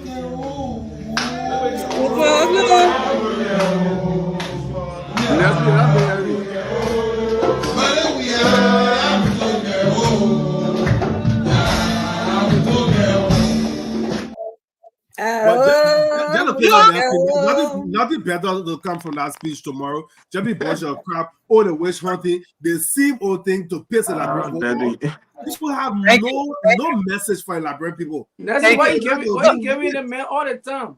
But you don't sing the song better than Vasco. I try to let this man know that he doesn't know how to sing that song better than the former finance minister. Now why are you going for? He doesn't know how to sing the song better, but anyway, Toure, go ahead. What do you expect tomorrow, given the situation, the environment, everything that's happening in the country, the arrest of ex-officials of government? The former president is addressing the country tomorrow. Well, I don't expect anything. There will be nothing substantive. Anthony, my brother Anthony here said the man gonna bring hope to his base. Let me tell you, whatever president we'll be doing tomorrow will not be anything that will harm peace. All right, he's gonna say stuff that's gonna rile up his base, and I'm sorry. You really think it's gonna be about hope? That's not hope. That's not hope. There's nothing hopeful about that. He's gonna talk to his base. He's gonna talk about something that Francis talked about right at the end of his closing. That's not about which one. I'm telling you right now, the president gonna talk about. I'm gonna tell you right now, Nancy, and we'll discuss this tomorrow. When we came over here, we left Madam Ellen Johnson alone. We didn't wish on anybody. I guarantee you, it's gonna be part of it tomorrow. If it's not part of it, Nancy, I'll not appear on the platform for 3 weeks. You're taking for an agenda. You're taking for that tonight. You're not even come out and let's hear Raymond. Raymond, let's hear your expectation. The ex-president speaks to Liberians tomorrow. Fanboys speak to issues when we come to speak national issues. They say what they're passionate about, an individual over a country. But this time, while we sit in the comfort of the U.S., we should be thinking about the peace, the upliftment, and the forward march of our nation. Rather, some of us would rather chaos in our country because of the rule of law. Because the person we fancy, we consider the number one Liberian who play football and everybody listen. Football are just entertainment. And he do nothing besides entertainment and give all that euphoria. But other people who really build life that can improve the living condition of our people. Raymond. Sir? Raymond? Yep. What do you expect from former President George Weah's speech tomorrow? So, what I think he would do that would be better is to call all his people to turn themselves in and submit to the rule of law. Intentional flight is a presumption that you have guilt. Consciously, you're guilty. And so for them to clear all that, especially in the court of public opinion, they should submit themselves to the rule of law. Our country say, no man is above the law. But rather, he's going to be saying things like, there's a witch hunt. But the people who got an indictment on... The people who got an indictment on... Go ahead. No, go ahead. I say I see that person already in the comment section. Go ahead, Raymond. Then we move to Cindy. Those who got the former finance minister and his colleagues indicted are people George Weah, when he was president, appointed to the LDCC. The current GSC boss was appointed by George Weah. So it can't be any witch hunt when his administration carried out all of these investigations and got these findings. All this current government is doing is implementing the findings of his administration. So you expect tomorrow he will tell Liberians that those. No, I don't expect that from him. People can't give what they don't have. And that's why we're asking your expectation as he addresses. I'm saying what he should be saying is submit yourself to the law, but he will not say that. Why? Because he knows that the investigation is going to go on to even find out how he built those 47 condominiums, how he got it, the private jet he flying. So he know he's at risk. So because of that, he was trying to create chaos, and the film boys here want chaos. Thank you. Sandy, let's hear. 1 minute, a few seconds. Charles Taylor is in the Hague. He went there because of his actions and his inactions. All those who ready to follow him, and all the film boys should go on the ground tomorrow. That George Weah stayed and all throw red meat to them and let them all go running in the street. The Hague and other. Thank you very much. Sandy, let's hear you quickly, and then we take more about Emmy. We'll go to the phone lines. If anything, we will give to President George Weah is that he's a peaceful Liberian. People around him may not be necessarily peaceful, but President Weah himself, we cannot take away his peaceful nature. That is established in his action, that is proven in his recent activities, even as president or even prior to the presidency. What I hope is different from what I think will happen. Okay. What I think may happen is that most likely he will uplift or try to uplift his base. What I will hope to see tomorrow is a president keeping the peace, addressing his folks to maintain the peace, and encouraging those that are being accused of corruption to find themselves in. Thank you. That would be that's what I anticipate. But would I see that tomorrow? Time will tell. Thank you. Moba, few seconds. Let's hear you. Yeah, thank you. I just disappointed my brother tonight. Seriously, Anthony, for his sitting on the platform telling Liberian that the president, madam, make no comment on the people. I mean, the comment should be we shouldn't call the people who the government, stole from the government and should come for justice. You said it, yeah. don't. You said it, I man. didn't say Don't that. ask me. Boy, do a better said- job all the time distorting my No, but man, you comments. sell it. We'll go I did back not to say that video. so. We'll bring it. We'll But play the tape. Mama, Did not say the man who you said the thing But I said no. is Listen, right here, and the man is saying but Anthony get it. I How didn't say say anything that. you're saying? You're not saying. I So said George will speak to his base. I didn't say he should No, tell you something so that said he no. don't turn and say. I You never said said that. Okay, So I will find out part. Let's go ahead. But nothing much you're expecting tomorrow. First day they will say, George will say which one. I know you're talking about which one. How the government came on which one on former government official. But end of the day, they have said a lot of former government officials like the former president's son. They arrested and they put in jail. Brandon Samukai, they denying his seat. They never said that which one. So now I expect the president to come and call his base and call all the people who are on investigation for corruption, who the government point out to come and vindicate themselves or else. I don't think nothing much will say. To me, nothing much the president will say. You know what I'm saying? Nothing encouraging, but just to bring more chaos. Thank you. Emmy, you want to come in quickly, then we'll go to the phone lines. Thank you, Nelson. People always say is peaceful. I want to believe that, but sometimes what he says makes you to think otherwise as well. How is no one insult the president or walk in the street free to become they talk or something of a peaceful man? And people are always referring to the election results. And I always say, what else could they have done? Oh, you'll take the result from the guy who won and give it to me? All you can do is cry wolf. They cheated me. And what's going to happen? A recount.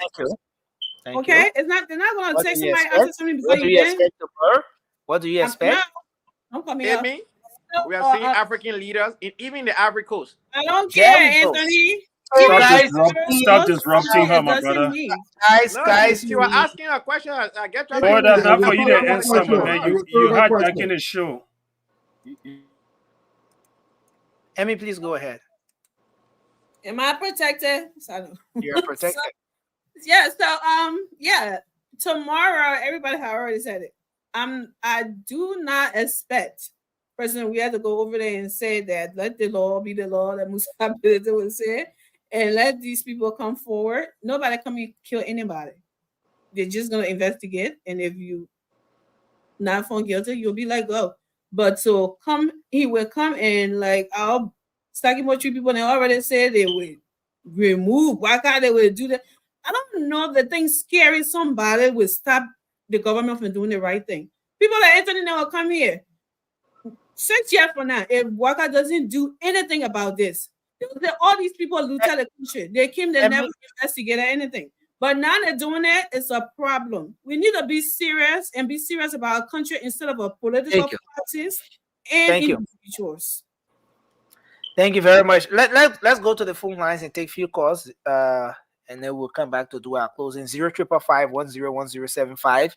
And we have the WhatsApp number P on the screen. Hello, you're live. Your name and where you calling from quickly. Good morning, Nicola. Yeah, go ahead. Let's hear you. Hello, Thomas. Yeah, Thomas, go ahead quickly. Let's hear you. Yeah, I've joined you guys on the show. The second time to be precise. And my talking point has to do. Wow, we lost that caller. Let's take this one. Hello. Yeah, please go to the point, sir. Let's hear you. Okay. Yeah, they tell me let me get about Jabateh to me to go the planet and say men it's not very more in Moscow. We're in Moscow. So what means to you that thing I feel people. So there's one people like this, it's a team. We're going to do a war. Thank you. In Moscow. Thank you. So you're saying that the minister of trade in Moscow. Yeah, that one you. Well, let's take another person here. Hello. Hello. Hello. Yeah, please go ahead quickly. Let's hear you. Yeah, this is Jabateh. I'm calling from. Yeah, go ahead. No, this president, he did a lot of things to the Liberia. Because when the making president, he came to look this country here in police. So now tomorrow he will be, and seeing the people are threatening the peace. Okay. And if they continue to call the people, there will be problem. Thank because you. Madam today, she was talking similar thing that she leave people, they should talk to them. So let it do peace. Thank you very so much. Tomorrow you're not talking nothing good. Thank you very much. Let's read there. We'll take 2 more from the local lines and then we'll go to the WhatsApp. Hello, you're live. Good morning, and good morning to the panelists. Yeah, please go ahead. And I want to appreciate them for their viewpoints. And I think the president needs to be a role model. And for the fact that he is a former president. Okay. Since he left the power, it's now, it not even taking too long here for him to even, say that he was going to conduct a press statement tomorrow. I don't think this is necessary for now. Thank you. And I needs to continue his role play in the election, the leadership play. For him to call for a press statement, I think that should be done by the party. He needs to distance himself from any, No, the president will speak to the country.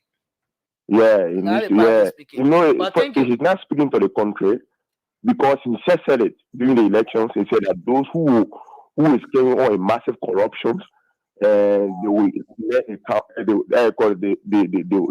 fail with the law.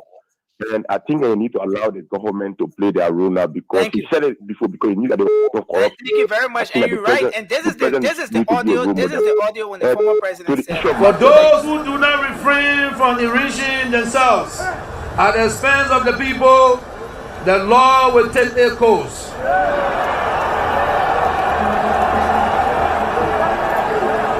I say today that you will be prosecuted to the full extent of the law. So, caller, you were right when you said the former president committed himself to that. That's very true. We take the last call from the local line. Hello. Thank God for videos. Hello. Yeah, you are live. Go ahead quickly. Let's hear you.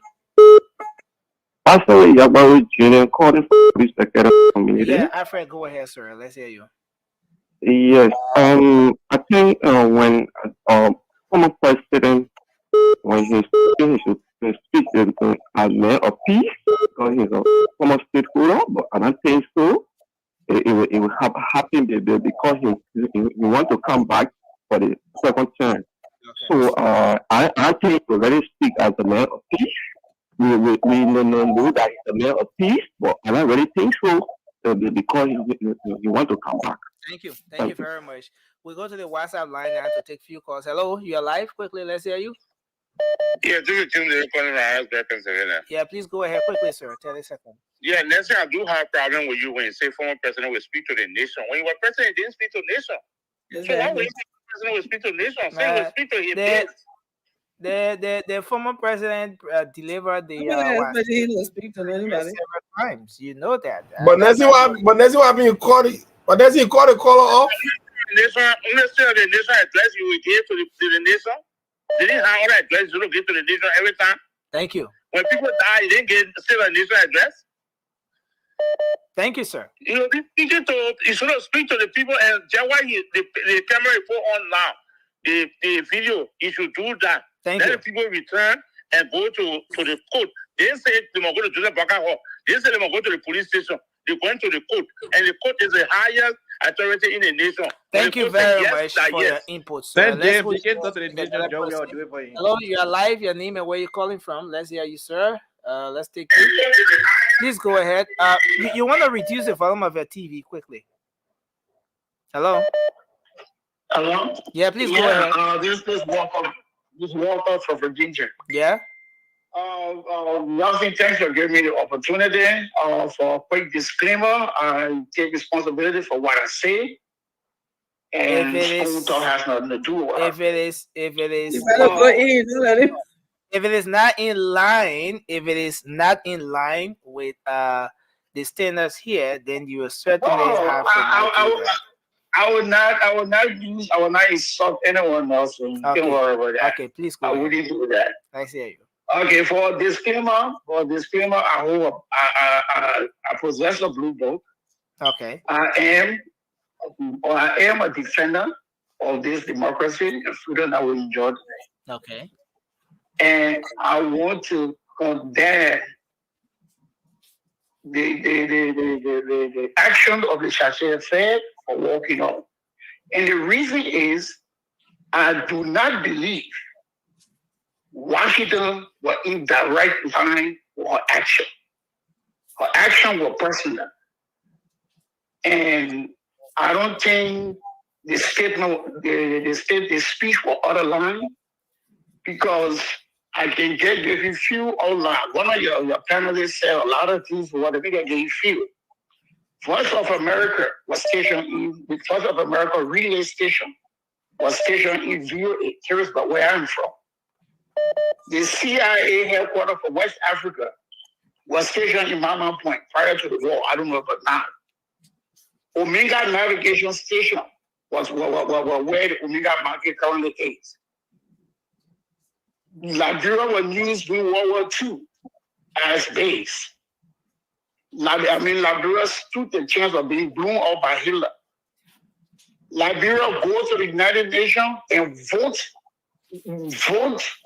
against her will just to please America. I think what Liberians are saying to America is we are just a little frustrated that we believe we should have a special relationship, but we don't have that special relationship with you. A country like Afghanistan that tries to kill us every day, we get their billions, and we get Liberia peanuts. That's all what Liberians are trying to say. Thank you. I beg you, just say quick. Concerning my Jabateh arrest, a message is being sent. I just hope the likes of Koji, the likes of Representative Foko and other people should take cue. My Jabateh was arrested to set the pace for other people who will make threatening remarks. Thank you. And I will just close by saying, let's hold you there, sir. A lot of rubber bullets and get ready to acquire Thank you. Unnecessary. Thanks a lot for your input, sir. We'll have to take the final caller from the WhatsApp, and then we'll close up here. Hello, please go ahead, sir. How you doing, Darcy? Yes, sir. We okay. Let's hear you. This is Adedwa calling from the state of Iowa. Let me say the president address tomorrow. Let me just predict. The former president of the Republic of Liberia, Josh Weah, will make sedition shame tomorrow. Yeah, I'm serious. You in a chat room? You in a chat room that Vasco in with the former president? I say the president will make the sedition shame tomorrow. The reason why I'm saying this is this, Nelson. The president will do the gentleman teams tomorrow by reminding the seditions. Because when the presidents were on that football field that day, you just played a tip. He said, and I'm quoting directly from him from the tape you played. He said, if you come here in this government to enrich yourself, hold on to you. The Liberian government, the Liberian people will prosecute you tomorrow. Thank you. President Weah is a man of peace. President, with all his if and but, he's a man of peace. Thank you. If President Weah wasn't a man of peace, we just won 17,000 vote difference. Thank you very much. We are still there and say we'll do this. So he's going to speak tomorrow like a father of a nation. Thank you. Thank you very much. Someone says you're trying to mesmerize the former president right now. But thank you very much for your input. Even though that's it. No, exactly what you're going to say. No, I'm not doing anything. No, not me saying. I said someone just sent me a message. That's what the person is saying. But thank you very much for your input. Not every day we will say George Weah. Thank you very much, sir. Thanks for your input. I appreciate that. I think, we're going to hold it at that. I see a lot of people trying to call in both from the local and international lines, but we're out of time. Yes. So let's go back to do our closing. Nelson, I can do my closing first. Yeah. So Emmy, you can take over from here as I try to make a quick transition. I'm not doing my closing now. We had a meeting today. I just from a meeting at home. You ready? Go ahead. Oh, okay. But Mama, you can go ahead. That they see now. Oh, okay.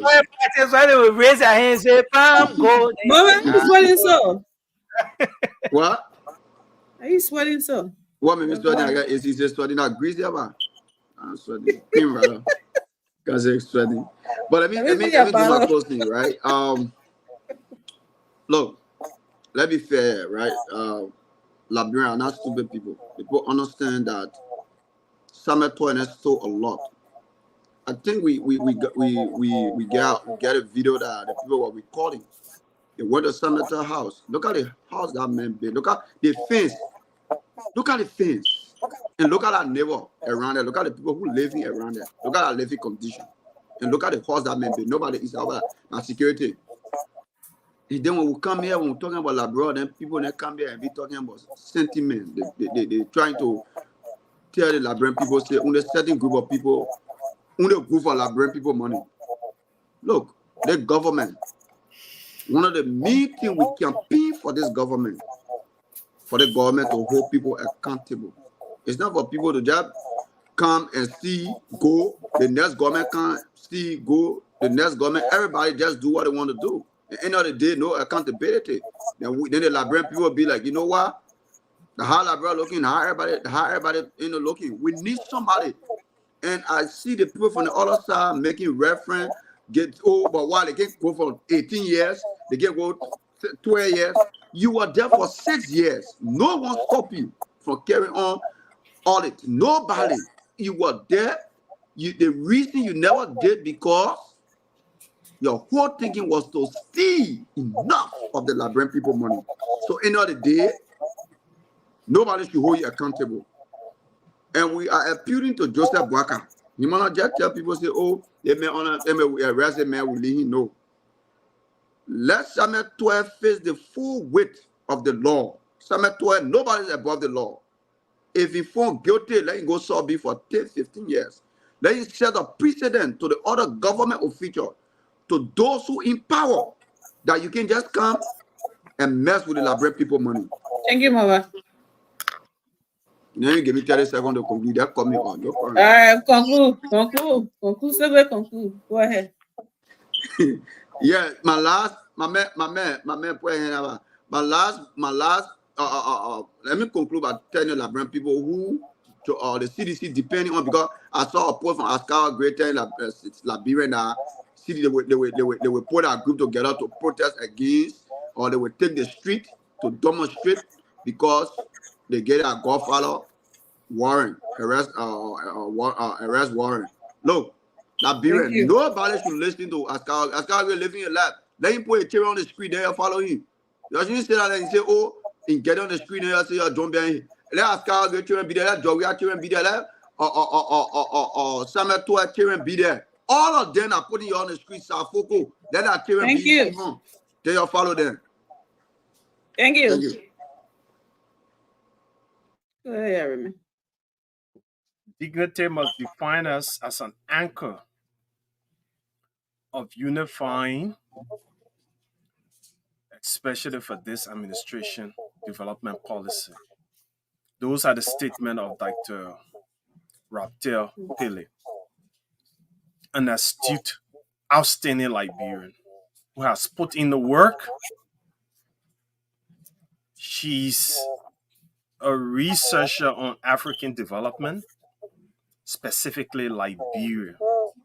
She has written books where she has done research on our country, and she got the empirical data.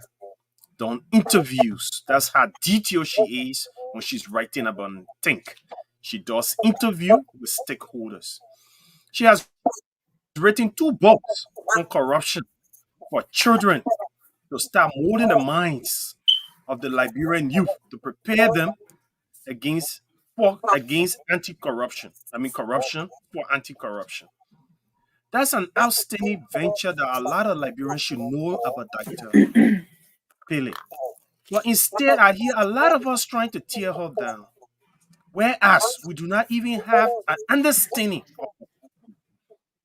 I'm urging every Liberian to start celebrating our own, those who put in the work and who have achieved. Let's applaud them and give them their flowers. But we don't understand one another. Let's ask one another questions. What do you mean? Can you be clear before we be upfront to criticize, burn down, tear down, defame one another, especially in the public glare? I'm pro-American. I stand with America because I believe America has done more good to this world than bad. Many other countries, I can say the same. But sometimes to reevaluate is nothing Thank wrong. you. To sit down and reconsider where you come from, where you are, and what it takes to go forward, nothing bad. So for that, I applaud her. And I think a lot of other Liberians should start Thank you, awakening our Raymond. consciousness and look at other perspective to the issues that we are discussing. Thank you. Thank you, sir. Go ahead, Vasco. Okay. So Yeah, yes, let's say this and let me be emphatically clear. At the end of the day, we all know that Liberia's and America relationship will live in infinity. Nothing will get between. Like we can go up and come down. That marriage will last forever. But one thing we should also be clear about, maybe our dependency on America have sort of built some level of severe complacency in us. That wherever we're going down the wrong path, America will always be there to save us. Maybe, just maybe, because we rely on them for everything, budget support, everything. Maybe that in itself have not helped us to wake up and fish for ourselves. They say when you keep giving a man fish all the time and not teach the person how to fish, what are you doing for that person?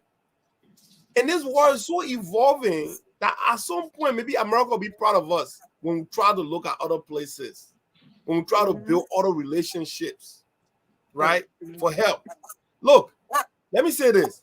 None of us want to be living in our parents' house forever.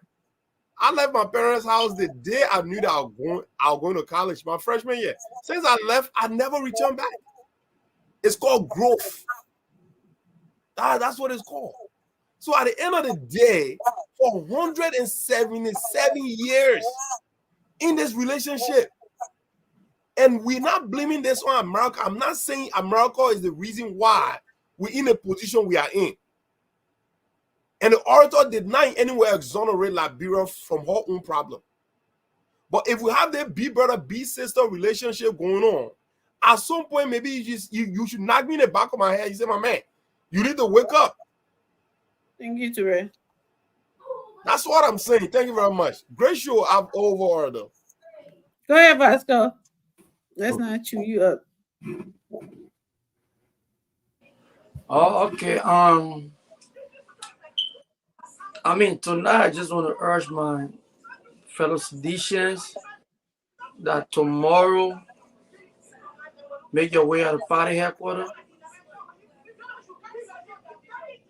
The president will be speaking tomorrow. The president will be speaking tomorrow. So we need all sedition to be there and listening. At the party headquarters, yeah. I mean, Baga speaking there? The president will be speaking tomorrow, George. We are. President Baga? Oh. President Former president, okay. So, I mean, I don't want to let the cat out of the bag, but I'm already aware of what will be taking place tomorrow. Tomorrow will be the first day for people to know the strength and the power of President Wiaga in Liberia. The Wia that you have never seen before. You will see the Wia tomorrow. You will see the crew Wia tomorrow. This is too much. It has to end. If you feel you come to power to wish on one group of people, we will not accept it. We got the Unity Party playbook, and we will go according to that playbook in our country. These people are the only people that always obstruct justice. Y'all aware when Ellen had an issue with Vani Sherman, and Vani Sherman was taken to court.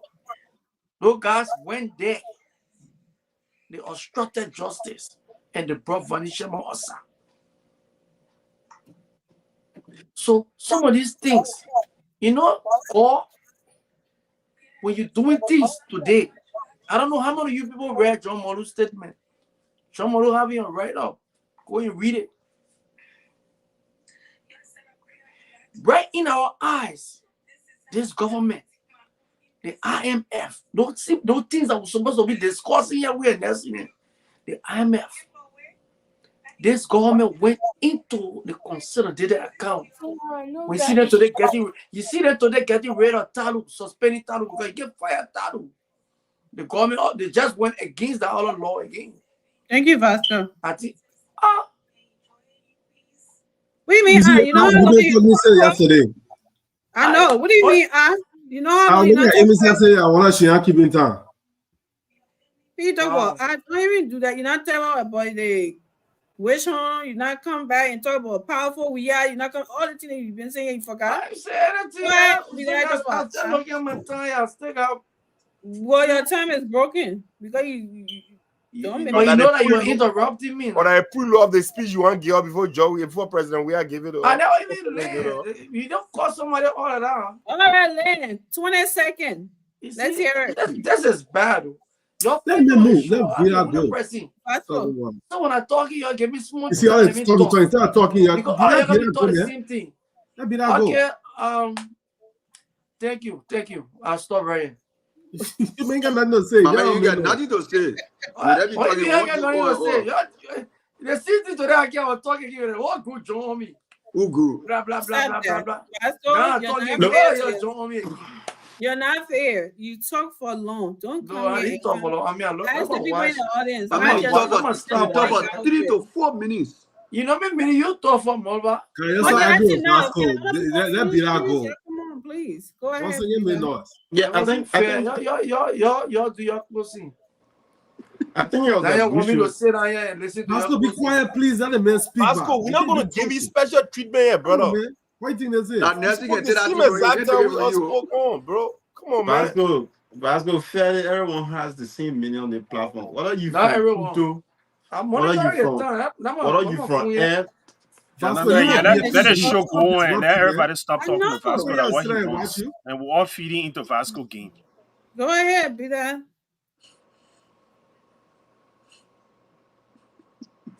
So the thing is, the bottom line here is we should always think Liberia all of the time, like the president would say. And I always like the quotation from Mahatma Gandhi, a famous Indian revolution, when he said, live as if you were to die and learn as if you were to live forever. That should reflect on our everyday activity.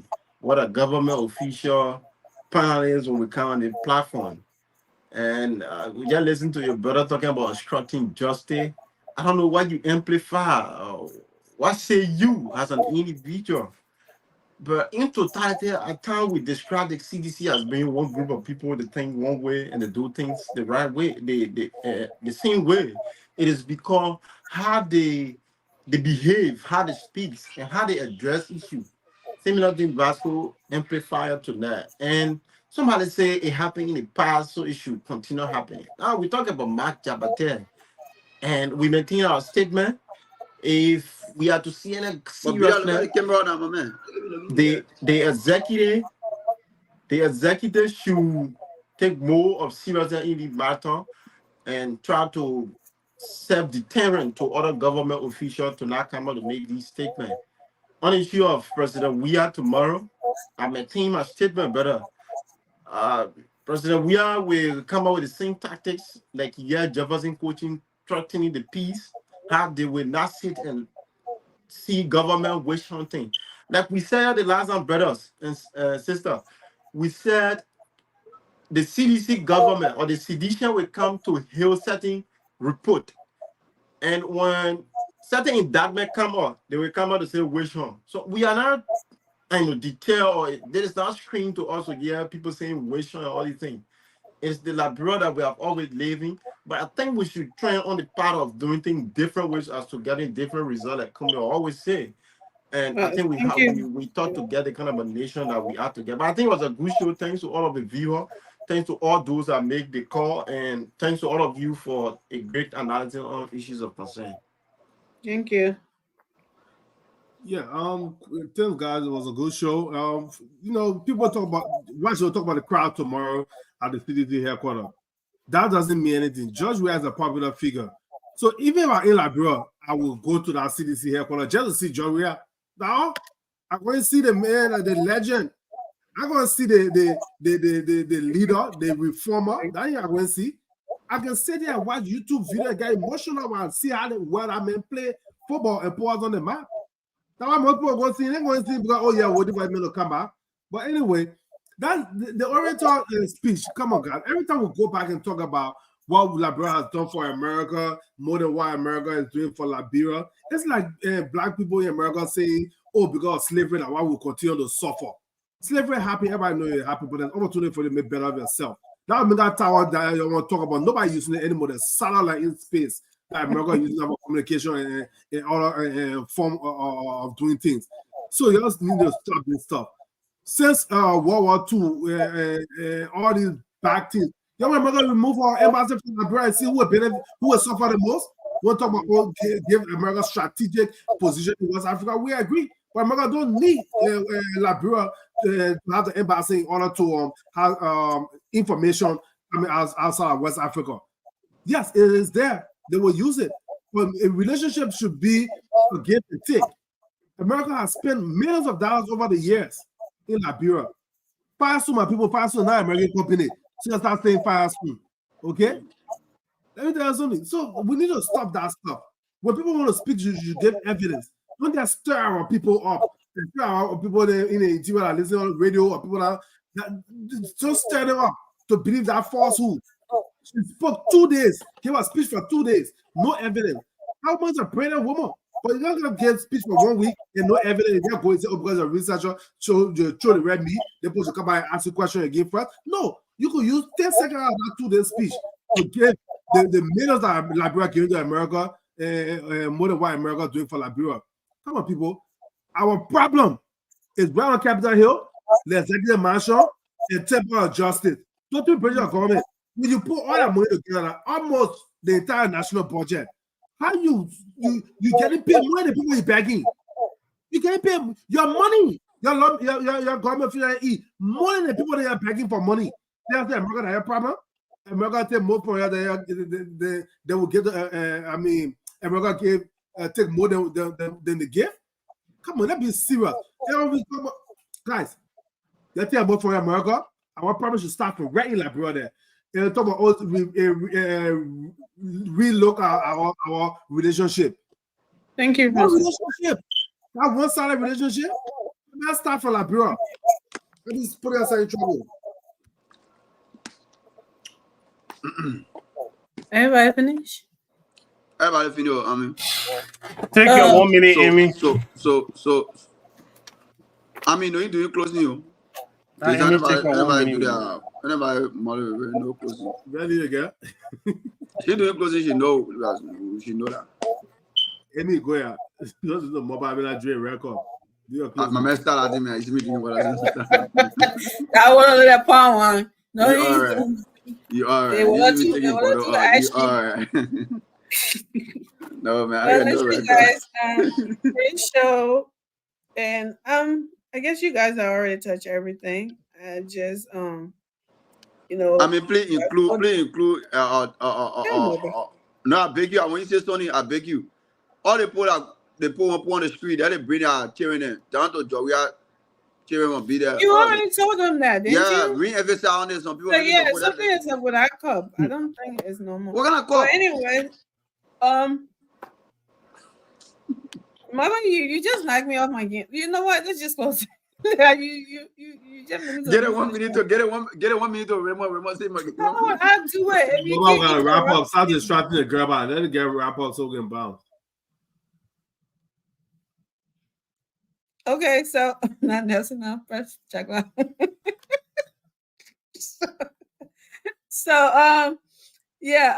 Oh, Anthony, why you keep coming? Like, you did a closing, right? Before you left? No, I didn't do no closing. Now my time to do my closing. What's up with y'all?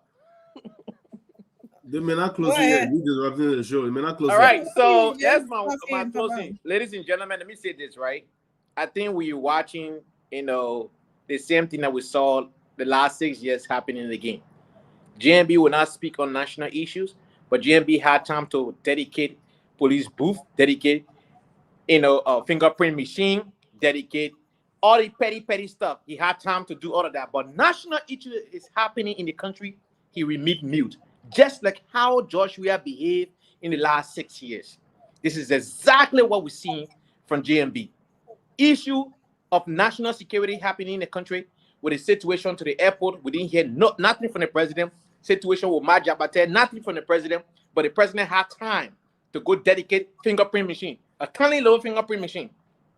So the president does not have serious job to do, is to go dedicate police booth, dedicate fingerprint machine, dedicate 20 cars when the minister can do that. But we're talking about national security of the nation, the president remain mute. This is exactly what we saw from George Weah 6 years ago. We'll make me president 2029, don't worry. Okay, so like I was saying, my brother Anthony show back up. Tomorrow, first we start with the speech of the orator, right? I mean, like Teresa said earlier, right? If you listen to the entire speech, it's not so bad the way everybody's trying to make it seem like it's bad. And that was also like somebody said, Washington is not in whatever with what these people did. The representatives, they decided to do it because they were uncomfortable, I guess. But hear people speak their mind all the time, say the worst thing. So I don't know what was wrong with that. I guess they felt like they were doing so much more, and the lady was lying. So, but I don't think it was anything bad I would say. It's criticism. You give it, you take it, it happened everywhere. So I don't think, like Rema said, to be beating this lady up that she's something. Yeah, I wouldn't have said that because for my time that I know, I see America doing some good stuff. And our problem, like Francis said, is also sitting right on our hill they call Capitol Hill. Okay, all those people that come and accuse and accuse and accuse. America will not love your country more than you will. Okay, the very intimate man right here, he lives in Ivory Coast. He know how much French had their need on Ivory Coast neck. But every little bit they give them, look at Ivory Coast. So we can talk instead of blaming the entire something, and she didn't. So let me not say that she didn't. She had a share. She shared it everywhere that we blame the one she did put it there. So be justifying her the way we are doing, I think is a little unfair. So we should most of all, I know in Liberia, I believe that the moment somebody hears something, they will not go and something for themselves. Say one person or one group of people saying, "Oh, it's bad, it's bad." If I hear it, I'll go, "Oh, it's bad, it's bad." The other person here, "Oh, it's bad," not even knowing what we're saying bad to. We need to stop that and start. We have internet, we have all the social media now. We need to be researching and be going there and be finding things out. That was the best speech we ever heard, man. And Samuel Tuwaya and all these people. Pastor coming here mobilizing people to wish hunt. I don't know what this government have to be the one to do investigation and hold people accountable, not the next government. Who's supposed to do it? Jesus Christ? Or Prophet Muhammad? Who's supposed to do it? Or Buddha, whatever. That they're supposed to come and do investigation? I don't understand this whole mindset of wish hunt. If you didn't do it and they put it on you without any evidence, you can stand your ground and say, where are the evidence? But nothing like that. You were just because they arrest. And it's still Vasco. When we say Samuel Soro, he can say, send your king to power, send your government, your push king to power. How many investigations have they done? How many something? Now they're doing it. And then you want to go protest. Protest good, my brother. You strong one rock. You will get it right by your butt. That's what but when you say they go for protest, you threaten it again. Oh, yeah, but you gotta know what you're doing. Like what happened in Kinjoro, they keep coming here talking about the police kill innocent people. If you go protest innocent like that, you will get it. Come to security. Okay, so don't Anthony, you the disruptor. So you can protest all you want if you don't like something, but for you to threaten a piece of the country and tell you do it, you will remove President Waka, you will do that. Emmy is the one moderator. Sorry, Emmy. Sorry to interrupt you, Emmy. We have one moderator on the show at a time. When Emmy is moderating, even if there's an issue, let's trust that Emmy can handle the situation. But to have everyone telling Emmy, and let's flow with the show, guys. And Anthony keeps interrupting, and I think it's not cool for the show at all, Anthony. When your time is up, let the person who has the flow go ahead and make their point. Vasco, your internet just reading. I don't know what the CDC internet. I don't mind you correcting me. Raymond does the exact same thing. He interrupts you. You don't say nothing. You put me in the back. That's not fair. That's the reason why I always speak up. If you want discipline me, fine. You can discipline me if I do that. And another person do the same thing to them. I don't mind. ANC member. Stop looking for false equivalent. The thing here. All right, guys. Never go close to let me conclude. Emmy, you have the show. Let me conclude. Okay, guys. So yeah, protest. You have the right. It's your constitutional right to protest if you disagree with anything, but you don't have the right to hurt anybody, to harm anybody. The police, if you do that, the police have the right to stop you however they feel necessary. If you're a threat to somebody's life, they will take your life. If you not, if they can suggest any other way, they will do it. So for you to be threatening people and say, oh, you're caught in the street, they'll do that, they'll do that. My brother, you have your right, the other person has that right. Please protest peacefully according to Vasco and all the reaction and sedition I want to come out tomorrow. It is your right. Go to your headquarters and go sing praises.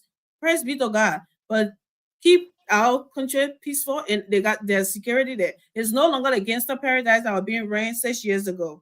Okay? That's all we got to say. Thank you and great night.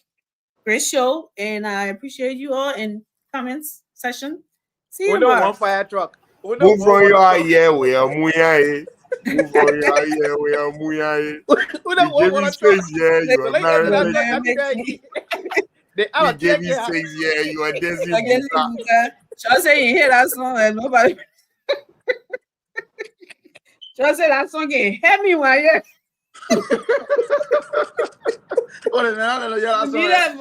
Nothing. Hey, that's one of my favorite songs of all time, man.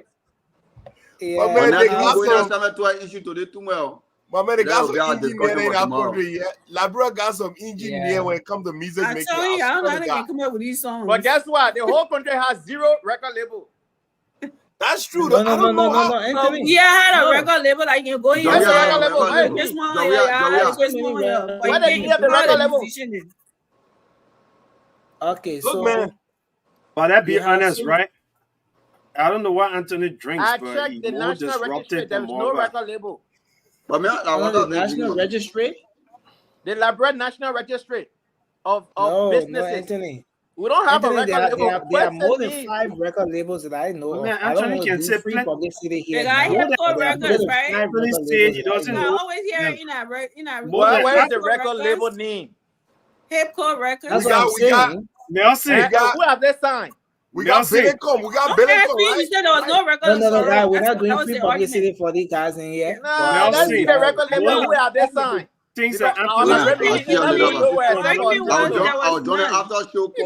Good night, gentlemen and ladies. I want to say thanks to everyone. It's been a great show. Your argument was there was none. What is it? What is it? I look at the national registry. Nothing there. You didn't look at nothing. You have a good night, everyone. And post it in the group chat. Elena Wilson. I gave you one Bellicom Entertainment. Entertainment is not a record label. Let me tell the people, Maru. Maru, give it to I know which you are giving it to today. Recording studio is not a record label. My man, I know what you're talking about. My man, having a recording studio and having a record label, that's two different things. My man, to Labros is a record label. Bellicro is a record label. In the comment section, okay. We have I want to say thanks to studio, everyone. we It's don't been a have great a show, record and bye bye label. for That's now. two different things, folks.